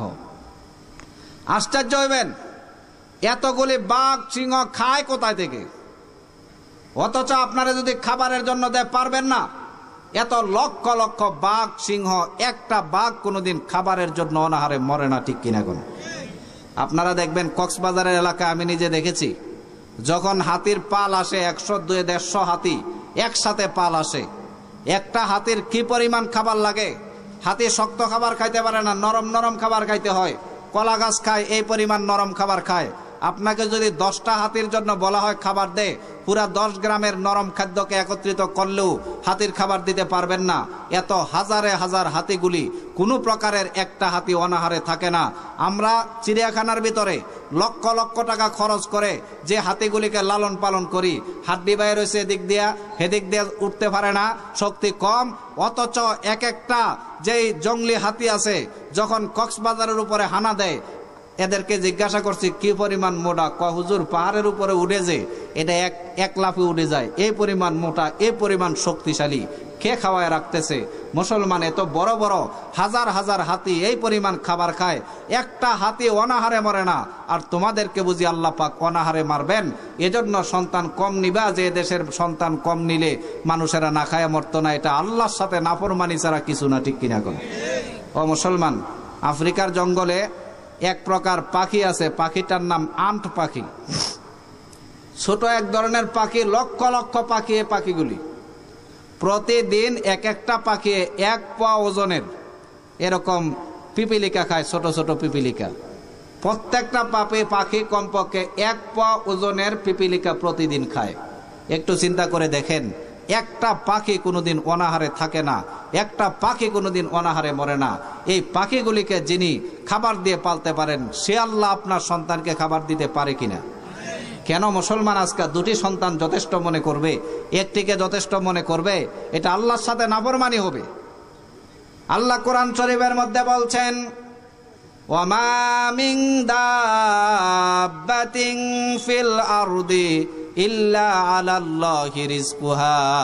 বান্দারে দুনিয়ার যত সৃষ্টি আছে, চতুষ্পদ জানোয়ারগুলি আছে, পাখিরা আছে, পানির নিচে যত মাছ আছে, সবগুলি আমি আল্লাহকে চিনে, আমি আল্লাহকে জানে। এজন্য আমি আল্লাহর উপরে তাওয়াক্কুল করে, এজন্য তাদের খাবারের প্রয়োজন আমি আল্লাহ নিজে মিটাই। সকাল বেলা যখন খালি পেটে ঘর থেকে বের হয়ে যায়, বিকাল হওয়ার আগে আগে আমি আল্লাহ তাদেরকে পেট ভরায়া বাড়িতে পৌঁছাই দেই। সুবহানাল্লাহ। ও মুসলমান, হাদিস শরীফের মধ্যে আসছে, মানুষেরা যদি একটা জানোয়ার যেভাবে আল্লাহর উপরে তাওয়াক্কুল করে, একটা পাখি যেভাবে আল্লাহর ইখলাসের সাথে ইবাদত করে, মানুষেরা যদি ওই তাওয়াক্কুল লইয়া, ওই ইখলাস লইয়া যদি আল্লাহর ইবাদত করত, আল্লাহ মানুষকে জান্নাতি খাবার খাওয়াইয়া দুনিয়ার মধ্যে কষ্ট ছাড়াই পেট ভরাই দিতেন। সুবহানাল্লাহ।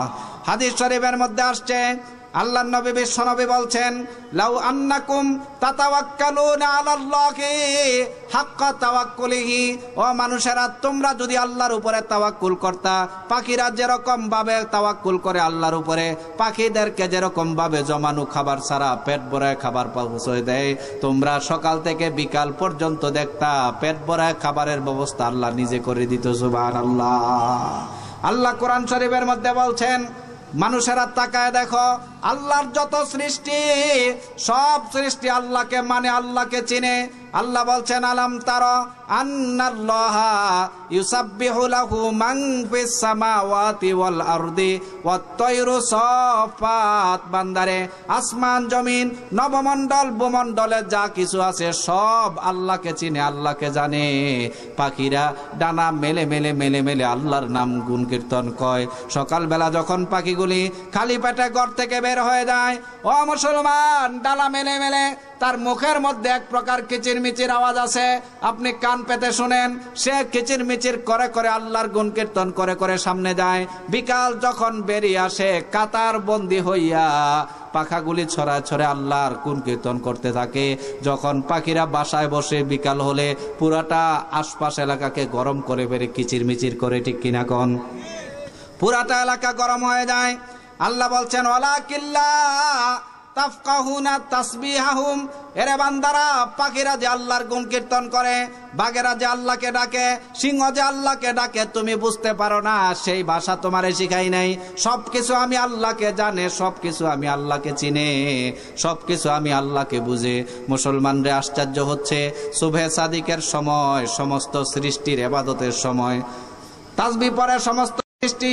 আমেরিকার বৈজ্ঞানিকগণ 20,000 পাখির বাসায় দূরবীন ফিট করেছে। পাখিরা কখন ঘুমায়, কখন ঘুম থেকে উঠে এটা জানার জন্য 20,000 দূরবীন ফিট করেছে। কিছু পাখি আছে দুর্বল, কিছু আছে অসুস্থ, কিছু আছে বাচ্চা পাখি, একটা দূরবীনের মধ্যে প্রমাদ করতে পারে নাই। 20,000 পাখি যখন শুভে সাদিকের ফজরের আজান হয়ে যায়, সমস্ত পাখিগুলি চোখ খুলিয়া কচি গলায় আল্লাহকে ডাকতে থাকে। ও মুসলমান, সমস্ত সৃষ্টি আল্লাহকে চিনে, রিজিকের ফয়সালাটা আল্লাহ করেছেন। আল্লাহ বলছে বান্দারে দুনিয়ার সমস্ত সৃষ্টি আমি আল্লাহকে চিনে, তুমিও আল্লাহকে চিনো, তোমার সম্মানজনক রিজিকের ব্যবস্থা আল্লাহ করবেন। আল্লাহ বলছে বান্দারে ওয়াকাইয়িম মিন দাব্বাতিন লা তাহমিলু রিজকাহা ওয়াল্লাহু ইয়ারযুকুহা, লক্ষ লক্ষ সৃষ্টি আছে যারা খাবার উঠানোর মতো ক্ষমতা রাখে না। লক্ষ লক্ষ সৃষ্টি আছে। এক ধরনের এরকম ভাবে সৃষ্টি আছে, মাছ আছে নাম হুত। ও মুসলমান, একটা তিমিয়ে প্রায় 4.5 টন খাবার একদিনে খায়, এক বেলায় খায়। 3 বেলা খাবারের জন্য তার কতগুলি খাদ্যের প্রয়োজন, ঠিক কিনা? 4.5 টন এরকম ভাবে খাবার এক বেলায় খায়। কি পরিমাণ খাবারের দরকার। এক প্রকার মাছ আছে হুত, এটা নরম মাছ, এটা শক্তিশালী কাঁটাদার কোনো মাছকে খাইতে পারে না। এক একটা মাছ গ্রামের মতো বড় হয়। এতে কতদিনে ছোট ছোট মাছের খাইব? তো এতে আল্লাহ পাক অনাহারে মারবেন না। মাছটা জমিনের নিচে গিয়া এরকম মুখটারে হা করে বসে থাকে। কাঁটাদার যত মাছ আছে সমস্ত মাছগুলি এরকম ভাবে তার আওয়াজ শুনিয়া, ভিতরের গন্ধ শুনিয়া খালি পেছনের দিকে দৌড়ায়। আর যে লইট্টা মাছ আছে, চিরিং মাছ আছে, চিংড়ি মাছ আছে নরম নরম, এগুলি গন্ধটা পাইয়া মনে করে যে এর ভিতর থেকে যে এরকম ভাবে খাদ্য আছে, সমস্ত নরম মাছগুলি তার পেটের ভিতরে ঢুকতে থাকে। আস্তে আস্তে করে 1 ঘন্টা পর্যন্ত যখন হা করে রয়েছে, 1 ঘন্টা পর্যন্ত হা করিয়া থাকিয়া যখন দেখছে তার পেটের ভিতরটা খাবার দ্বারা ভরে গেছে, আস্তে করে মুখটা বন্ধ করে দেয়, বাস খাবারের ব্যবস্থা হয়ে গেছে। সুবহানাল্লাহ। এমন একটা মাছকে আল্লাহ পাক তাআলা কষ্ট ছাড়া তার পেটের ভিতরে রিজিক দিয়ে আল্লাহ পালতে পারেন। ও মুসলমান, 3য় সন্তানটা নিবেন না এই জন্য যে সন্তানটা আপনার না খায়া মরবো, এটা আল্লাহর সাথে শিরিক, আল্লাহর সাথে কুফরি ছাড়া আর কিছু নয়, ঠিক কিনা করুন। ও মুসলমান, কিছু কিছু জানোয়ার আছে খাবার খাওয়ার এরকম শক্তি রাখে না।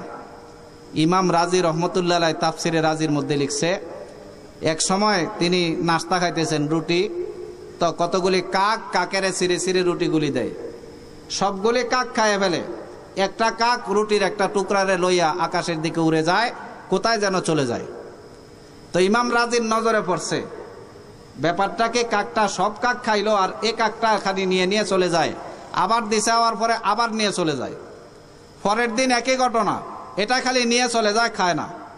ইমাম রাজি চিন্তা করলেন এটা কেন নিয়ে যায়, এটা একটু বেদ দেখা দরকার। স্ত্রীরে বলছে তুমি একটা একটা রুটি দাও, আর এই কাকটা কোন দিকে যায় আমি ওই দিকে যাই। কাকের পেছনে পেছনে যাইতে যাইতে দেখে একটা বড় বটগাছ, বটগাছের মধ্যে কাকটা বসে। হুজুর বটগাছের মধ্যে উঠছে, উঠিয়া দেখে বটগাছের ভিতরে একটা এরকম ভাবে ছিদ্র আছে, এর ভিতরে একটা আজগর সাপ, তার 2 চোখ নাই, জন্মগত অন্ধ। কাকটা যাইয়া তার মুখের মধ্যে এরকম ভাবে খাবারটা দেয়। খাবারটা দেওয়ার পরে সে মুখ বন্ধ করে খায়। একটা কাকের মাধ্যমে আল্লাহ পাক একটা আজগর সাপকে বাঁচাইতে পারেন। ও মুসলমান, তুমি সন্তান কম নিবে এই জন্য তোমার সন্তান না খায়া মরেনি। ও মুসলমান, যদি সন্তান বেশি হওয়ার কারণে না খায়া মরত, তাইলে এদেশের 12টা সন্তানের বাপ না খায়া মরত, আর যার সন্তান নাই এতে শিল্পপতি হইতো, ঠিক কিনা? মুসলমান, আপনাদেরকে চ্যালেঞ্জ করতে পারবো, এদেশে একটা চ্যালেঞ্জের মোকাবেলা করতে পারবেন না। চ্যালেঞ্জ করতে পারবো, 12টা সন্তানের আব্বা ভিক্ষা করে এমন ইতিহাস দেখাতে পারবেন না, ঠিক কিনা কোন? প্রথম সন্তান বাত না দিলে 2য় সন্তান দিবে, 2য় সন্তান যদি বাত না দেয় 3য় সন্তান দিবে, 3য় সন্তান বাত না দিলে ছোট সন্তানটার অন্তরে রহম দিয়া মা বাপের খাদ্যের ব্যবস্থা আল্লাহ করবেন। তুমি 2টি সন্তান নিলা, একটা ছেলে একটা মেয়ে, মেয়েটারে বিবাহ দিয়ে দিলে, ছেলেটাকে যখন তুমি এরকম ছেলে যদি নাফরমান হয়, বাবারে বাত না দেয়, ও মুসলমান, বৃদ্ধকালে জীবনটা কিভাবে কাটাইবা? ডক্টর মেলটাস তোমাদের শান্তি চায় না, অশান্তি চাইছে, ঠিক কিনা কোন? ও মুসলমান, অধিক সন্তান হলে বাপ মরে না। আগের জমানায় কোটি কোটি টাকার মালিক ছিল, শিল্পপতি ছিল, তারা আজকে তাদের সন্তান কম নিয়েছে, আজকে তাদের বংশ নির্মূল হয়ে গেছে, বংশ নাই, বংশ নির্মূল হয়ে গেছে।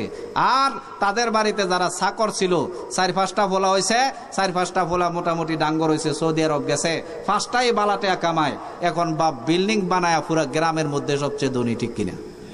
আল্লাহ বলছেন বান্দা রিজিকের মালিক আমি। রিজিকের অভাবে সন্তান যদি না নাও, কিয়ামতের দিন আল্লাহ ধরবেন। আমরা যখন সূরা ফাতিহা পড়ি, সূরা ফাতিহা প্রত্যেক ওয়াক্ত নামাজের, প্রত্যেক রাকাতের নামাজের মধ্যে সূরা ফাতিহা পড়তে হয় কিনা কোন? প্রত্যেক রাকাতে বাধ্যতামূলক পড়তে হয়। সেখানে সর্বপ্রথম আমরা বলি আলহামদুলিল্লাহি রাব্বিল আলামিন, আলহামদুলিল্লাহি রাব্বিল আলামিন। সমস্ত প্রশংসা বিশ্ব জগৎকে পালনেওয়ালার। ও মুসলমান, সমস্ত প্রশংসা বিশ্ব জগতের পালনেওয়ালার, বিশ্ব জগতের রজ্জাকের। নামাজের মধ্যে আল্লাহকে রজ্জাক মানলাম, পালনেওয়ালা আল্লাহকে মানলাম। নামাজ থেকে বারোয়া স্ত্রীর জন্ম নিয়ন্ত্রণ ব্যবস্থা করি। মুসলমান রে, আল্লাহর উপরে তাওয়াক্কুল ভুলে গেছ, আল্লাহর কাছে কিয়ামতের দিন ধরা খাইতে হইব, ঠিক কিনা কোন? চাক্ষুষ একটা দলিল মুসলমান রে, পাকিস্তানের লাহোরের মধ্যে একটা কুকুর এটা অ্যাক্সিডেন্ট করেছে, 2 পা মাঝখান থেকে এটা সম্পূর্ণরূপে পড়ে গেছে। এতই দুর্বল হয়ে গেছে, কুকুরটা একটা ঝোপঝাড়ের ভিতরে গিয়ে কোনো মতে বাঁচছে, কিন্তু হাঁটার মতো ক্ষমতা তার নাই। এক ব্যক্তি বাড়ির পাশে একটা কুকুর পালতো, লালন পালন করত। হঠাৎ করে কুকুরটার নজর দেখে ভিন্ন। আগে তো খাবার খাইয়া ঘরে ঘুমাইতো, কুকুরটারে দেখে কোনো খাবার দিলে কুকুরটা মুখে করে নিয়ে চলে যায়। মালিকে কয়, কিরে কুকুরটারে সারা জীবন পাললাম আমি, অথচ এমন করতে দেখি নাই, এতে খাবারটা নিয়ে কই চলে যায়। ওই মালিক তার পেছনে হাঁটতে শুরু করেছে, পেছনে পেছনে পেছনে পেছনে গিয়েছে। একটা দেখে ঝোপঝাড়ের ভিতরে ঢুকেছে, ঢুকিয়া দেখে একটা কুকুরটাই নিয়ে, যে অসুস্থ কুকুরটা আছে তার মুখের সামনে নিয়ে খাবারটা ফেলে আসে, আর সে খাবারটা খায়। মুসলমানরে, একটা কুকুরের মাধ্যমে আল্লাহ পাক একটা কুকুরের রিজিকের ব্যবস্থা করতে পারে। আর তুমি তো আশরাফুল মাখলুকাত, আল্লাহকে চিনো, আল্লাহর উপরে তাওয়াক্কুল করো, আল্লাহ আসমান থেকে রিজিকের ফয়সালা করবেন, ঠিক কিনা কর? আমার মুসলমান ভাইয়েরা, দুনিয়ার রিজিক যদি সংকীর্ণ হয়ে যায়, আল্লাহ রিজিক ছাড়াও মানুষকে বাঁচাইতে পারেন কিনা কোন? খাদ্য তো এগুলি মাধ্যম ছাড়াও বাঁচাইতে পারে। মুসলমান রে, আমরা যখন মায়ের পেটের ভিতরে চলে আসলাম, মায়ের পেটের ভিতরে যখন শিশুটা 4 মাস হয়, তখন সম্পূর্ণরূপে সুস্থ মিলিটারি হাউম্যান বডি, পূর্ণাঙ্গ মানব সুরত, তার ভিতরে রূহ চলে আসে।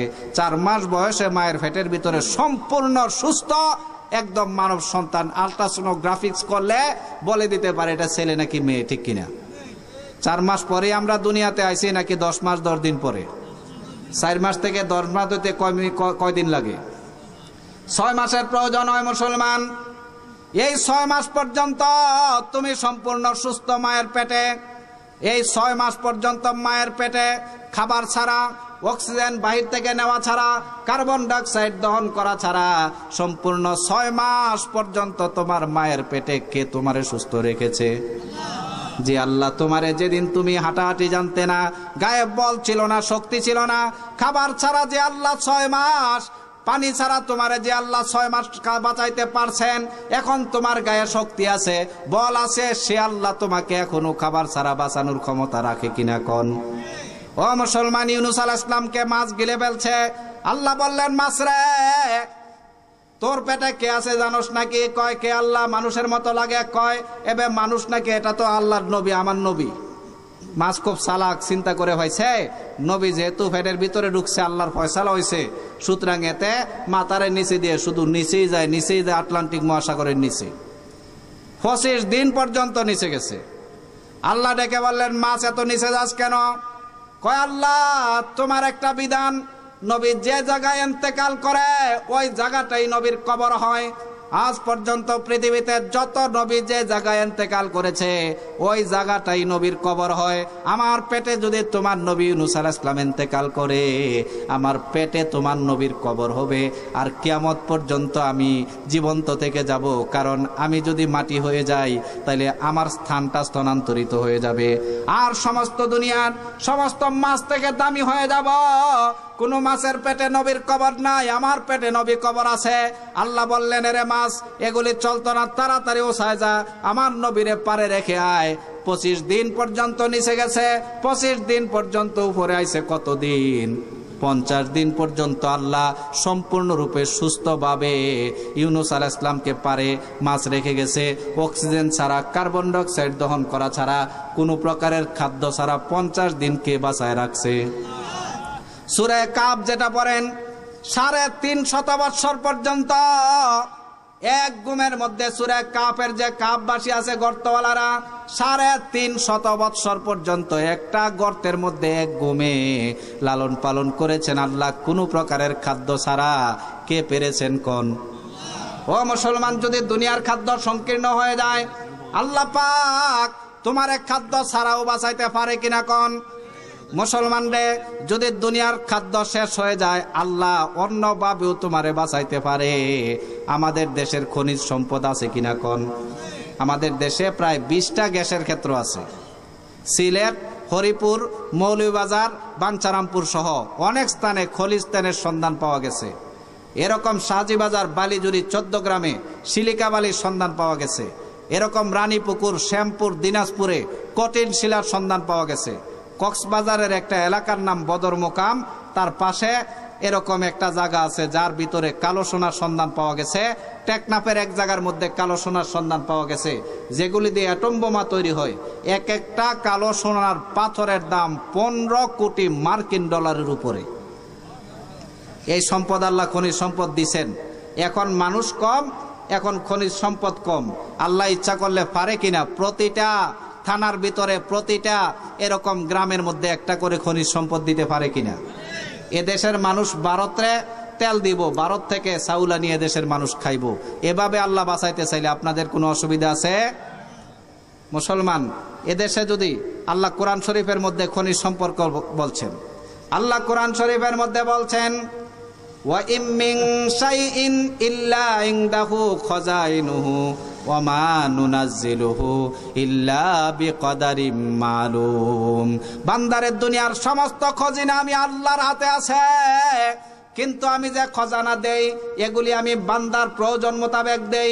দুনিয়ার মানুষ কম, এজন্য খনিজ সম্পদও কম। আল্লাহ ইচ্ছা করলে পারেন প্রত্যেকটা থানার ভিতরে, গ্রামের ভিতরে এক একটা খনিজ সম্পদ দেওয়ার জন্য, পারেন কিনা? কিয়ামত যখন কায়েম হবে, মেহেদী আলাইহিস সালাম আসবে, পূর্ণটা পৃথিবীতে একজনও কাফের থাকবে না, সব মুসলমান ভরা থাকবে। আল্লাহ জমিনকে বলে দিবেন, ও জমিন, ওয়া উখরিজাতিল আরদু আসকালাহা, জমিন রে তোমার বোঝ উঠাইয়া দাও। ও মুসলমান, প্রত্যেক ঘরের ভিতরে স্বর্ণের খনি উঠবে, প্রত্যেক ঘরের ভিতরে তেলের খনি উঠবে, জায়গায় জায়গায় জায়গায় জায়গায় খনিজ সম্পদ। সেদিন যদি একজন মানুষ এক বস্তা স্বর্ণের একটা ব্যাগ লয়ে যাবে জাকাত দেওয়ার জন্য, এক বস্তা, ভাই আমার বিষয়টা শেষ করি না, এটা তো একটা লিমিট আছে না?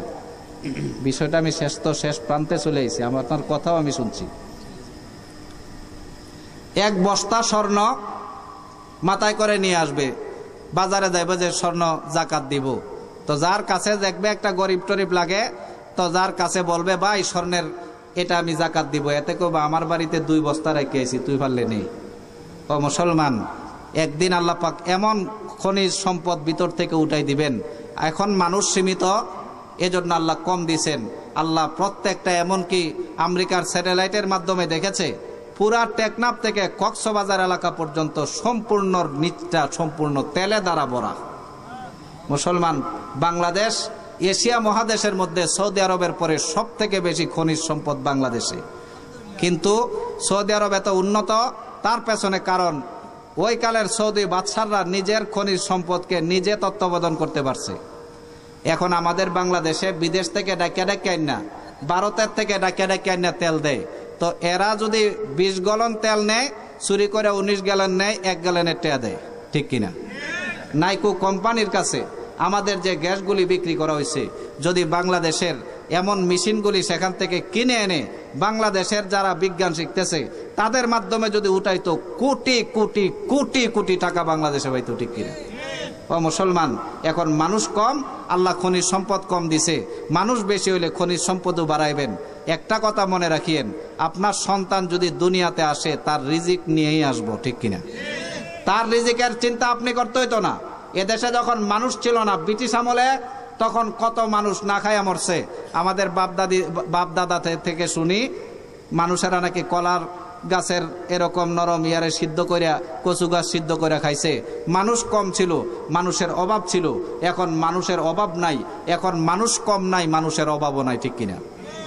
এক ব্যক্তি অসুস্থ হয়েছে, যদি কইতো আমি আঙ্গুর খাইতে মন চায়, এই এরিয়ার মধ্যে তো থাকতোই না, হয়তোবা ফেনী যাওয়া লাগতো, না হয়তো বা চট্টগ্রাম যাওয়া লাগতো। এছাড়া আঙ্গুরের মুখ কেউ দেখতো না। ও মুসলমান, মানুষ বেশি হয়েছে, আল্লাহর কাছে কাঁদনেওয়ালাও বেশি হয়েছে, আল্লাহর রহমতের আশা করনেওয়ালাও বেশি হয়েছে। অনেক ঘরে ঘরে বাজার, বাজারে বাজারে আঙ্গুর ফল পাওয়া যায়, ঠিক কিনা? আগেকার দিনে মানুষ কোনো একটা দিন আনার খাইব, মৌসুমি আনার ছাড়া, মৌসুম ছাড়া খাইব যে সুযোগ নাই। যতই মরে যাবো আমার একটু আনার খাওয়াই দে, কইতে আনার পাইব, কারণ আনারের তো মৌসুম নাই। কিন্তু দেখেন এখন মানুষ বেশি, মৌসুম টসুম না, যে কোনো সময় আপনি চাইবেন ফেনীর মধ্যে আনার পাইবেন, যে কোনো সময় যাইবেন আঙ্গুর পাইবেন, যে কোনো সময় যাইবেন আপেল পাইবেন, ঠিক কিনা? মানুষ বেশি বাড়ছে, সুতরাং রিজিকও বাড়ছে। আরো বাড়লে আল্লাহ রিজিক বাড়াই দিব। এদেশের মানুষ কয়েক লক্ষ মানুষ সৌদি আরব আছে, একজনে গেছে 50 জনের রিজিক কামাই করে পাঠায় না? তার রিজিক তো সেখানেই সে খাইতেছে থাকতেছে, একজনে যায় 50 জনের রিজিক পাঠাইতেছে। এটা আল্লাহর একটা ফয়সালা, একজনের দ্বারা আরেকজনকে আল্লাহ লালন পালন করবেন। এরকম ভাবে আল্লাহ যদি ইরাক খুলে দেন, এদিক দিয়ে আর কোনো এলাকা খুলে দেন, আমার দেশের কয়েক লক্ষ মানুষ যদি সেখানে যায়, একজনে যায় 10 জনের রিজিক পাঠায়, এভাবে যদি আল্লাহ লালন পালন করেন, অসুবিধা কি? মুসলমান, এজন্য জন্ম নিয়ন্ত্রণ পদ্ধতি ব্যবহার করবেন না। হ্যাঁ, তখন ব্যবহার করতে পারে, এখন শেষ জমানা, ফেতনার জমানা, স্ত্রীদের শক্তি কম। আগেকার দিনের মহিলাদের শক্তি বেশি ছিল, খাইতো বেশি। এখনকার দিনে খায় কম, শক্তি কম। একটা ছেলে হইছে, এর 2-1 বছর আগে যদি আরেকটা বাচ্চা নেয়, এই ছেলেটাও দুধ খাইতে কষ্ট হইব, এ বাচ্চার জন্য কষ্ট হইব, ঠিক কিনা? 2 বছর, 2.5 বছর, 3 বছর যতটুকু পর্যন্ত মার কষ্ট না হয়, ছেলেটার কষ্ট না হয়, সীমিত সময়ের জন্য জন্ম নিয়ন্ত্রণ ব্যবস্থা মেনে নিতে পারে। কিন্তু মারও কোনো অসুবিধা নাই, বাচ্চারও কোনো অসুবিধা হইব না সন্তান নিলে। যদি আপনি সন্তান না নেন, আল্লাহর কাছে ধরা খাইতে হইব। আল্লাহ রসুল বলছেন, তাজাওয়াজুল ওয়াদুদা আল ওয়ালুদা, বেশি সন্তানদারিনী মা দেখে, বেশি মোহাব্বতকারিনী মা দেখে বিয়া করো। তোমার একজনের মাধ্যমে যদি 60টা সন্তান পাই, নবীর 60টা উম্মত হইব, ঠিক কিনা? কিয়ামতের দিন নবী তোমার সন্তানকে নিয়ে না, তাফাখারু বিকুমুল উমাম, তোমাকে নিয়ে ফখর করবেন, এক উম্মতের মাঝে 60টা উম্মত পাইছি। নবীরা তো ভালোবাসেন। ও মুসলমান, এক বাবার একটা ছেলে একটা মেয়ে হয়েছে, আরেকটা সন্তান কষ্ট করে নিছে, আর সন্তান নেয় না। এক হুজুরে বুঝাইছে, দেখেন আরেকটা সন্তান নেন, এ সন্তানটা আমারে দিয়ে দিন, আমার সন্তান হয় না, আমারে দিয়ে দিন, এ সন্তানটা আমি লালন পালন করবো, বা আমি তারে মাঝে সাথে পড়াবো, এ সন্তানের দাবি রাখিয়েন না। এতে কয় ঠিক আছে, আরেকটা সন্তান নেই, নিচে দেখে বাকি 2 সন্তান থেকে এই সন্তানের চেহারা সুন্দর। এখন বাবার সুনু খায়, এখন আর ওই বেটারে ভুলে গেছে, মেয়া দরকার নাই, এটা আমার ফোলা, এটা আমার ফোলা। ও মুসলমান, আজকে ইহুদি খ্রিস্টানরা আপনাদের দ্বারা এদেশকে ধ্বংস করার চক্রান্ত করতেছে। আজ পর্যন্ত যত বড় বড় দার্শনিক, বৈজ্ঞানিক, এরকম কলামিস্ট দেখতেছেন, সবগুলি বাবার 4র্থ নম্বরের অথবা 5ম নম্বরের সন্তান। আমাদের নবীর আব্বা বাবার 11 নম্বরের সন্তান, ঠিক কিনা? আইজ্যাক নিউটন, যার দ্বারা পুরা পাশ্চাত্য জগতের বিজ্ঞানীরা তারে উসাই নিয়ে তাই পুরা পৃথিবীর শ্রেষ্ঠ বৈজ্ঞানিক, আইজ্যাক নিউটন বাবার 5ম নম্বরের সন্তান। রবীন্দ্রনাথ ঠাকুর কত নম্বরের সন্তান? প্রায় 6ষ্ঠ নম্বরের সন্তান। ও মুসলমান, পৃথিবীর যত বৈজ্ঞানিক, দার্শনিক, কলামিস্ট এসেছে, সব বাবার 4র্থ নম্বরের পরের সন্তান। বৈজ্ঞানিকরা তারা দেখেছে, ইহুদি খ্রিস্টানরা সমস্ত মাতাওয়ালা জন্ম হয় বাবার 4র্থ, 5ম নম্বরের, 6ষ্ঠ নম্বরের সন্তান। এজন্য তারা চায় না আমার দেশের মানুষ মাতাওয়ালা হোক। বাবার বড় সন্তানটা বেশি আদরে বোকা হয়ে যায়। বড় সন্তান অধিকাংশ ঘরের মধ্যেই আদর বেশি পায়, এজন্য একটু সোজামুখ্য হয়। মেজ সন্তানটা একটু দুষ্টমুখ্য হয়, এরপরের সন্তানটা মা বাপ নিয়ন্ত্রণ করতে পারে, সন্তানটা বালা হয়। 2টি সন্তান কম নিবেন কেন? একটা সন্তান নিয়ে যদি কোন যে স্বামী স্ত্রী যে আমরা আর সন্তান নিব না, তাহলে আমানতদারির সাথে বলি, বাংলাদেশ এমন এক দেশ, একটা এতিমের জন্য যদি কয় আমারে মাদ্রাসার জেনারেল ফান্ডের জন্য 10 টাকা দেন না, কয় হুজুর পরে আইয়েন, যদি কয় এতিমদের জন্য 1000 টাকা দেন না, 1500 টাকা দেয়, ঠিক কিনা? এতিমখানাতে টাকার অভাব নাই। আমাদের বালুয়াচমনি বাজারে জেনারেল ফান্ডের মধ্যে টাকা নাই, এতিমখানার মধ্যে লক্ষ লক্ষ টাকা পড়ে রয়েছে। এতিমরে খাওয়ানোর মতো এরকম ভাবে এতিম নাই।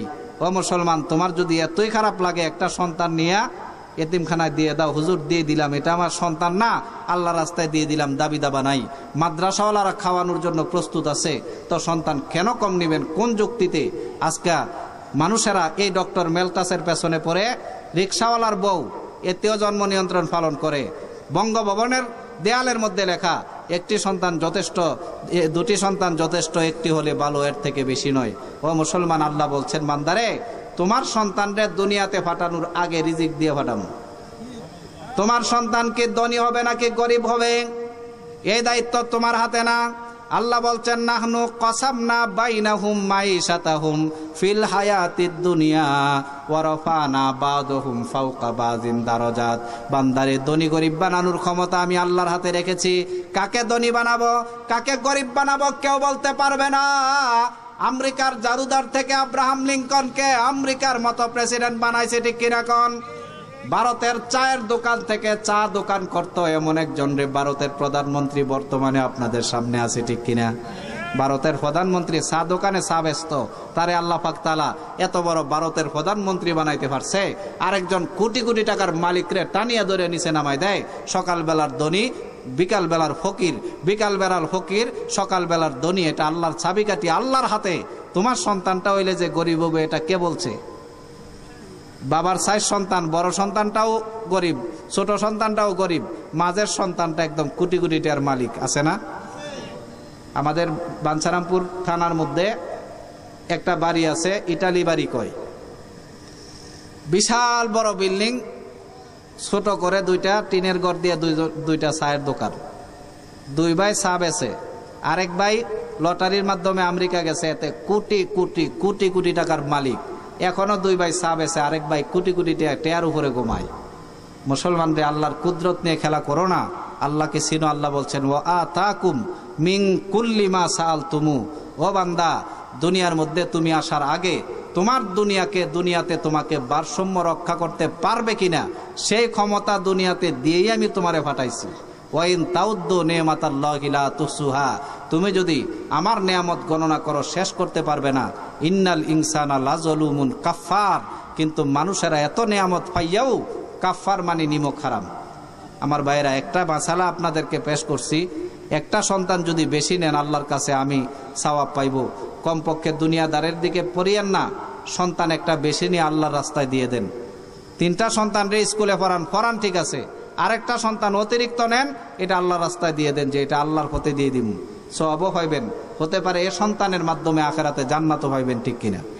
আল্লাহ পাক তাআলা যতটুকু কথা বলেছি আমাদেরকে সবগুলি কথার উপরে আমল করার তৌফিক দান করুক, কোন আমিন।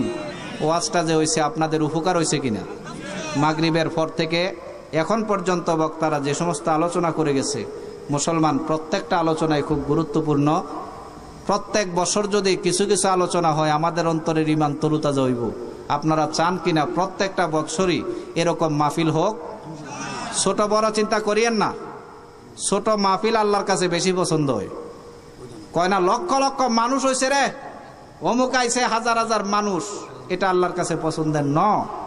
কোরআন শরীফের মধ্যে আল্লাহ সরাসরি বলছেন, কথাটা দেখেন, লা খয়রা ফি কাসিরিম মিন নাজওয়াহুম। মানুষ বেশি হওয়ার মধ্যে কোনো কল্যাণ নাই। লা খয়র, কোনো কল্যাণ নাই, ফি কাসিরিম মিন নাজওয়াহুম, মানুষ বেশি হওয়ার মধ্যে। যেখানের মধ্যে নাটক বেশি, মানুষ বেশি।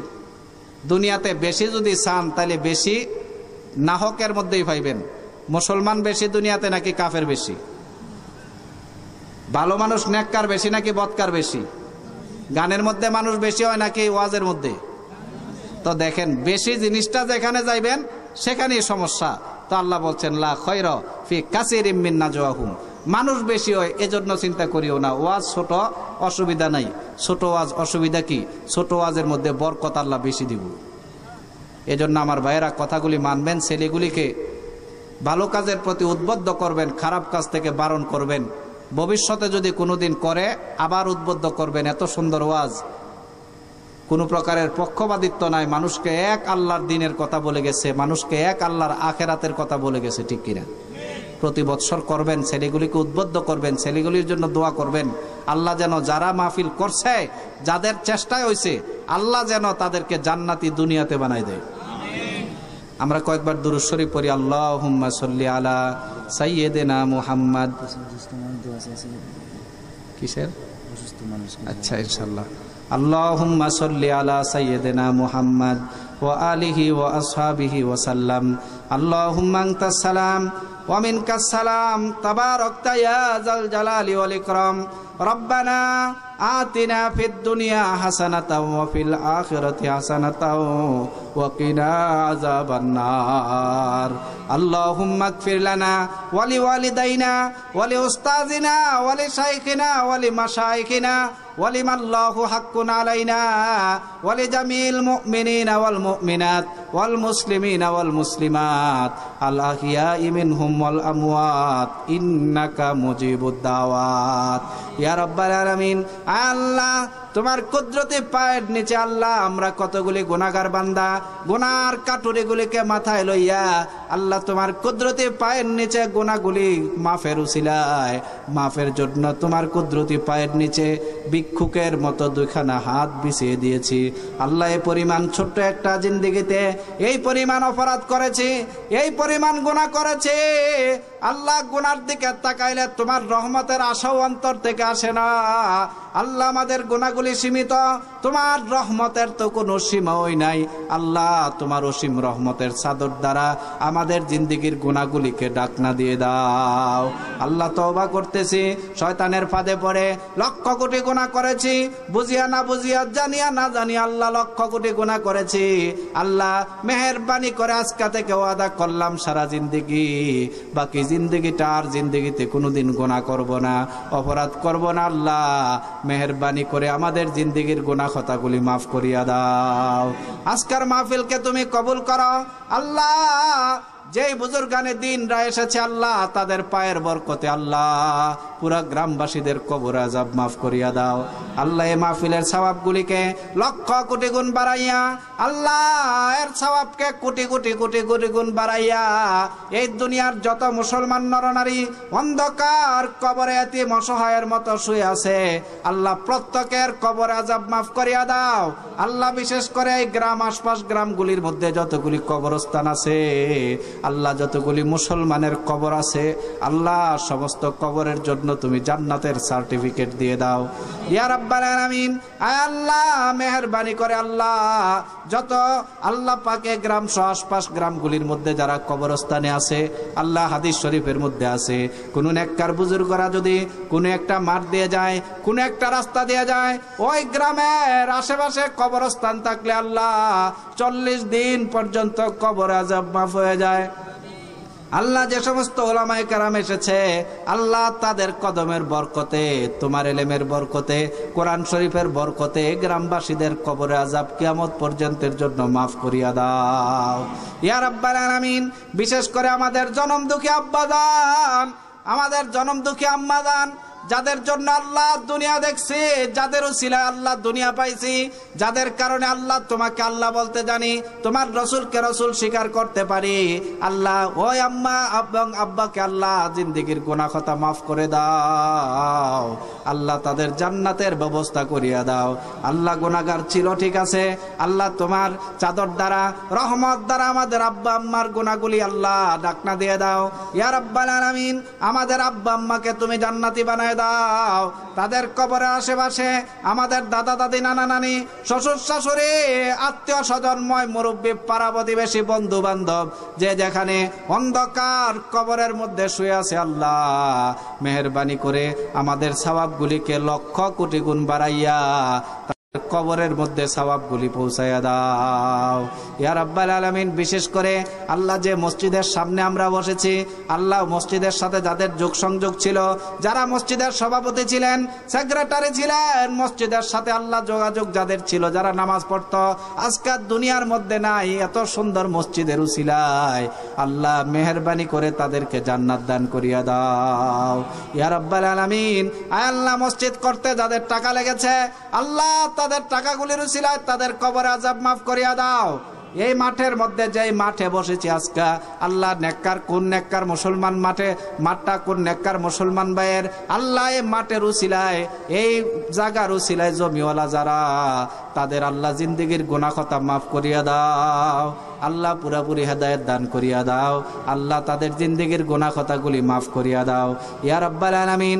আল্লাহ আমরা যারা আমিন আমিন করতেছি, আল্লাহ মেহেরবানি করে আল্লাহ যারা মাহফিল করেছে, মাহফিলের মধ্যে যারা উপস্থিত হয়েছে, টাকা পয়সা যারা দিয়েছে, মাহফিল যারা করাইছে, আল্লাহ যারা দুনিয়ার মধ্যে তোমার জান্নাত বানাইছে, প্রত্যেকের নামে নামে একটা একটা জান্নাত বানায় দাও ইয়া রাব্বাল আলামিন। যারা মাহফিলের জন্য কষ্ট করেছে, উপস্থিত হয়েছে, আজকার মাহফিলের যতটা সদস্য, প্রত্যেক সদস্যের নামায় আল্লাহ প্রত্যেক সদস্যের জন্য তুমি একটা একটা জান্নাত বানায়া দাও। আল্লাহ তোমার তো কমতি নাই, তুমি যদি জান্নাত দাও তোমার কোনো কম হবে না। আল্লাহ প্রত্যেকের আমল নামায় একটা একটা জান্নাত দিয়ে দাও। আল্লাহ যারা টাকা পয়সা দান করেছে, টাকা পয়সাগুলির মধ্যে বরকত দান করো। কিয়ামতের দিনের মধ্যে লক্ষ কোটি গুণ বাড়াইয়া আজকার মাহফিলের যারা টাকা দিয়েছে, পয়সা দিয়েছে, আল্লাহ তাদের টাকা পয়সাগুলিকে বাড়াইয়া এর উসিলায় নাজাতের ফয়সালা করে দিও।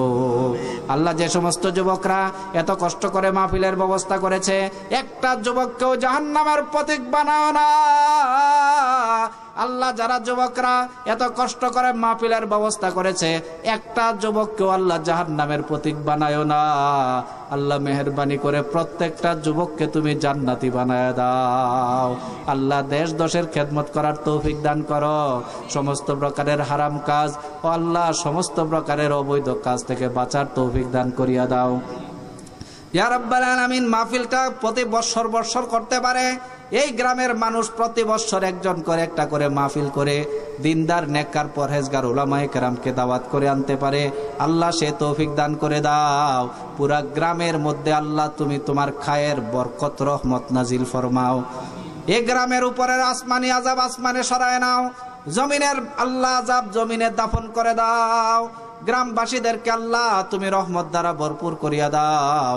আল্লাহ গ্রামের মধ্যে যত ছোট ছোট ছেলে মেয়ে আছে, আগামী দিনের ভবিষ্যৎ, ছোটকাল থাকতেই তাদেরকে নেককার পরহেজগার বানায় দাও। আল্লাহ যুবকদেরকে আল্লাহ পাক হারাম কাজ, অসৎ কাজ থেকে বাঁচার তৌফিক দান করো। যুবকদেরকে আল্লাহ নেক কাজ, ন্যায় পথে চলার তৌফিক দান করো। বৃদ্ধদেরকে আল্লাহ তুমি নেক হাত দারাজ করিয়া দাও। আল্লাহ কারো যদি ডাক এসে যায় কবরের, আল্লাহ কালিমা পড়াইয়া জান্নাতি না বানাইয়া আল্লাহ তুমি আমাদেরকে কবর দেশে ডাক দিও না। যেদিন ডাক আসবে শুক্র